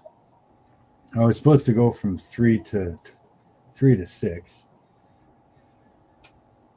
but I didn't start until 3:30 because I was having a bunch of problems with the cameras, trying to get everything synced up and linked together and working so that audio was proper and blah blah blah. So at 6 o'clock, I'm going to call it quits on this, and then the wife will be home. Supper's ready right now. You must be 2 hours ahead of me then, because right now I'm looking at 3:30. Yeah, it's like 5:20, 5:37-ish. Yeah. Well, 3:38 is what my computer screen shows. Yeah. Yeah, I'm past the states. Remember that. I'm outside of the states line. Yeah. Here, this is the United States. My province that I live in is over here. Yeah. Yeah, you're on the If I take a boat, edge. if I take a boat and go down, I miss the states and I hit what is it, Africa or whatever, South America. Yeah. Yeah, I miss the states completely if I go straight down with a boat. Yeah. Florida is like here, and I am still over here. And yet and Nova Scotia is even further yet. Oh wow. So there is no parts of the United States that I know of that is Atlantic time. You guys are all Eastern, Central, Mountain, Pacific, and Hawaiian. Pacific. Yeah. Well, does Hawaiian count though? You know, I mean, they are technically one of the 50. So.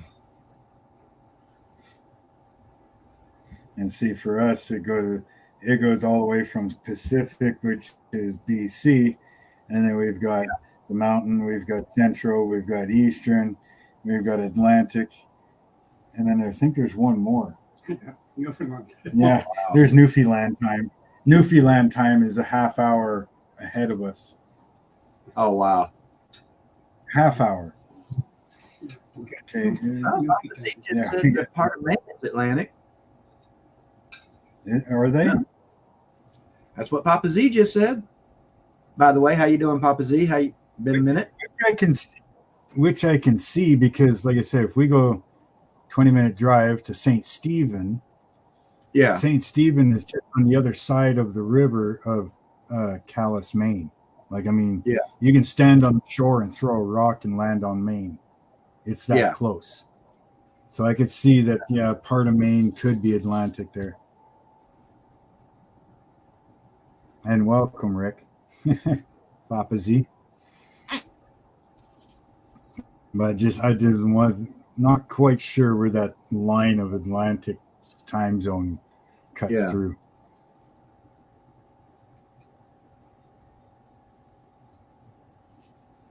But yeah, I mean, because the border crossing into Calais, Maine is in that town, St. Stephen, there on our side. Mm-hmm. But yeah, if you stand on the river shore on our side, you can literally take a rock and throw it onto the United States, into Maine. It's that close. Wow. I think an average person can throw a rock at what? 130 feet? Something 200 like that, feet, maybe? You know, an average rock, you know, about 2.5 inch, 3-inch rock. Yeah. You're probably 100, 150 feet. You know, and that's the thing. The river is right there. Wow. That's cool. Yeah. One of these days I'll get either a Nexus card or get my passport or something, and then I can cross into the States. Which would be nice because there's a Walmart right there. Mm-hmm. And for us right now, we'd have to drive about an hour and 20 minutes to St. John to be able to go to Walmart. Whereas if I could cross the border, we drive 20 minutes, cross into the States, go to Walmart, and then cross back. Instead of driving an hour and 20 minutes one way and an hour and 20 minutes back. Right. Whereas me, I've got I have 3 separate Walmarts that are less than a 20-minute drive. Yeah. Let's see, there's actually an island. Yeah. There's actually an island here that are within a 15-minute drive. Yeah.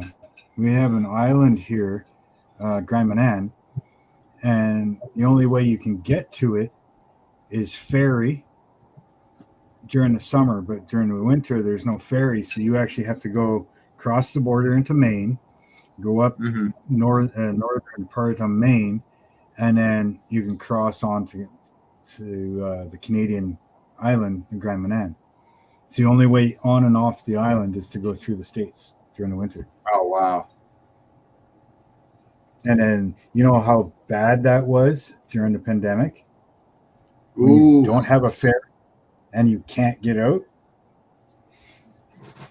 Yeah. I think they did some sort of treaty thing where you couldn't get out of your vehicle. So you'd cross from St. Stephen, you'd go through Maine, and then you get back onto the island. You could not get out of your vehicle. And that was the only way you could get on and off of that island. Oh, wow. We have an island just outside of town here. It's called Minister's Island. And the only way on and off of it is when the low tide is in. Or low tide is out, I guess. About that one. You got to drive across the ocean bed to get to the island. Only way. So if you stay there too long and the tide comes in, guess what? You're spending the night. Until the tide goes back out. Yeah. Yep. And you would think that they would maybe build a bridge or something over that. Yeah, but that's part of the, I guess, the gimmick tourist part of it. They could build a bridge or even a small ferry, you know. Yeah. But you know, it's the whole fact that here's an island. The only way you can get to it is you got to drive across the floor. Right. And people, Yeah, there's been cars that have gotten stuck. They got stuck, couldn't get out, and they had to leave their car as the tide came in. Wow. So they were stuck in the middle of the freaking water or in the middle of the road because it is only an ocean bed, right? Yeah. So, I mean, if it's too low or it's too soft, you try to cross a little too early, you know, you sink the tires and away you go. So, Yep. if you're going across and you sink and the tide is still on its way out, fine. Tow truck can get to you. But if you sink while the tide's coming in, most likely the amount of time for a tow truck to get there, you're too late. Yeah. Better hope you got water insurance, flood insurance. Because at that point, with as high as you said that those tides are in that area, Oh yeah, that car is going to be easy completely 25 feet. Yeah, that car, the roof of that car would be about 15 to 20 feet underwater, easy. Yeah.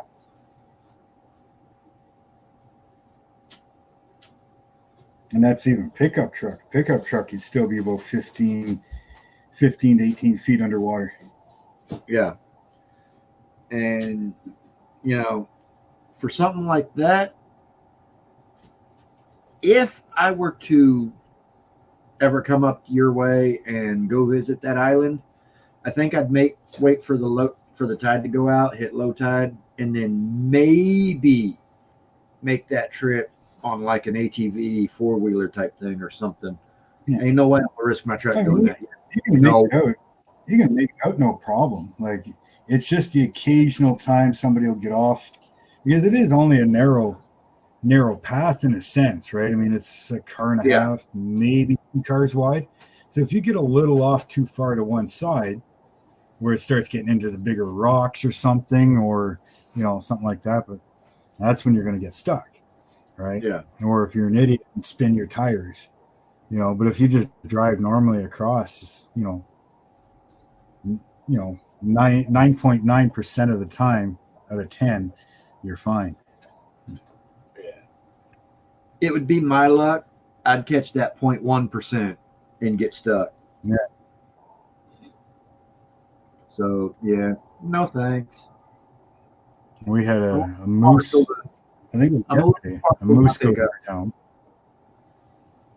Oh, pickups are usually the ones that are fine, completely fine. It's the really low cars or something that they're stupid to go out there. I mean, pickup truck or an SUV, I mean, you'd be fine. Yeah, I'm just a little too partial to my 94 Chevy to do anything even that even has the remote possibility of getting it stuck or whatever. I'm just like, yeah, no, that's all right.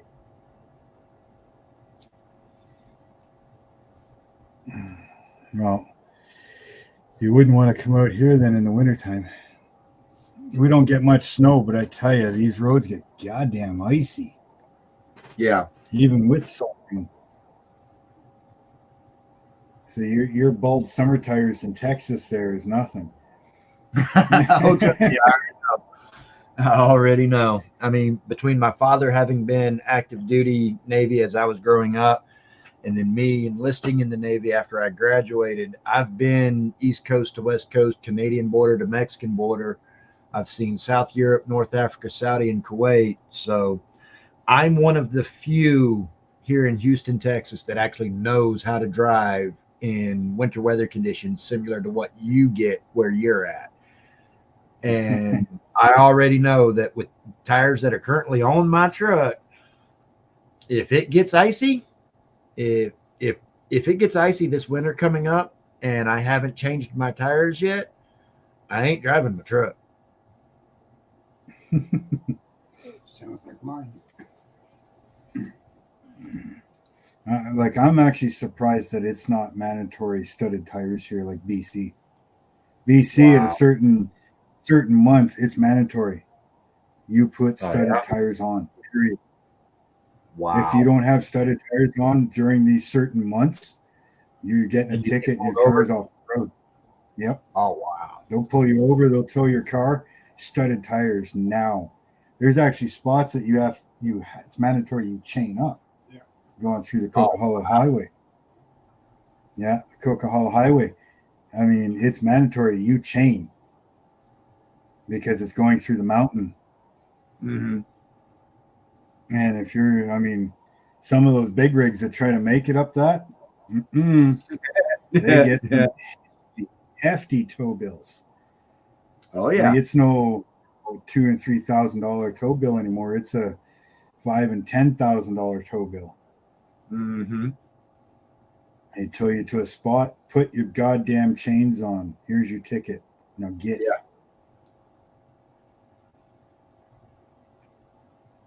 Yeah. If you ever get a chance, look up on YouTube, Highway Through Hell.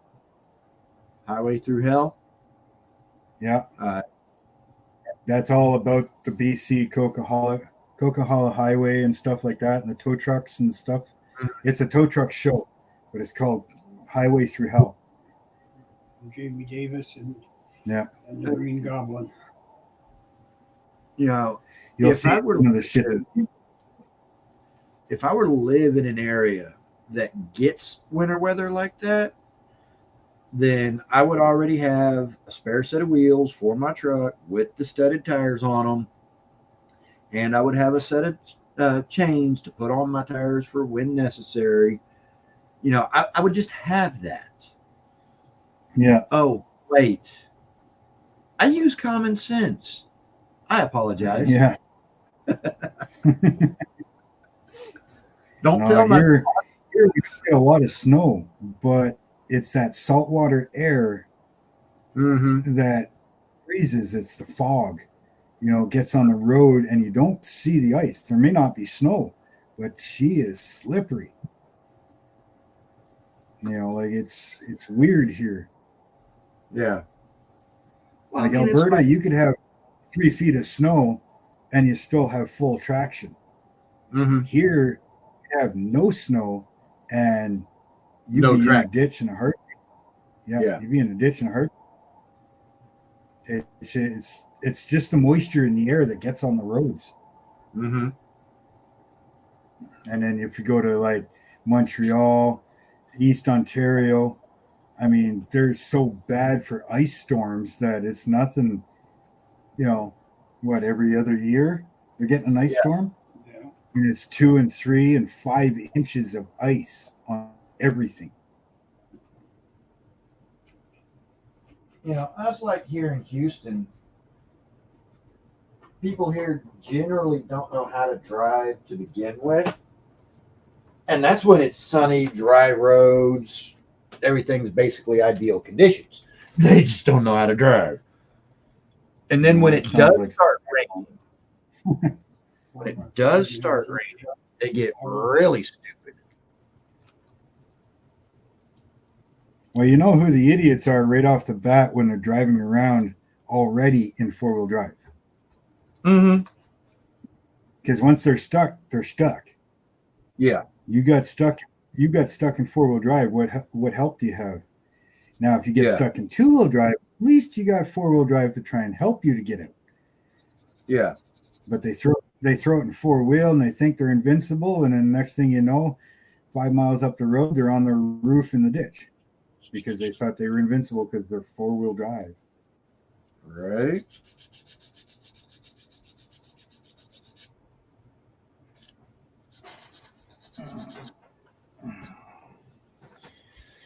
Oh, well, we got about 5 minutes here, so and I'm getting hungry. I hear you. So I think I'm going to call it a night.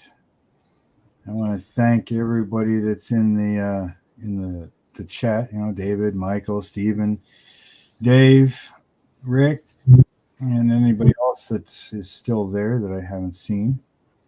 Everybody that's watching. Yeah, Mike was there. He's probably still in the background somewhere. He might be. But Marcy just left. I want to Yeah. thank Marcy and Nick for coming on, and Andrew. He was here for a little bit. So thank you very much, everybody, for coming in. We will see you next Sunday, probably roughly around the same time.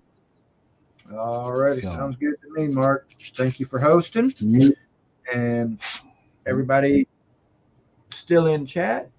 Y'all have a great day and see you later. Oh, I lost it. Have a good one.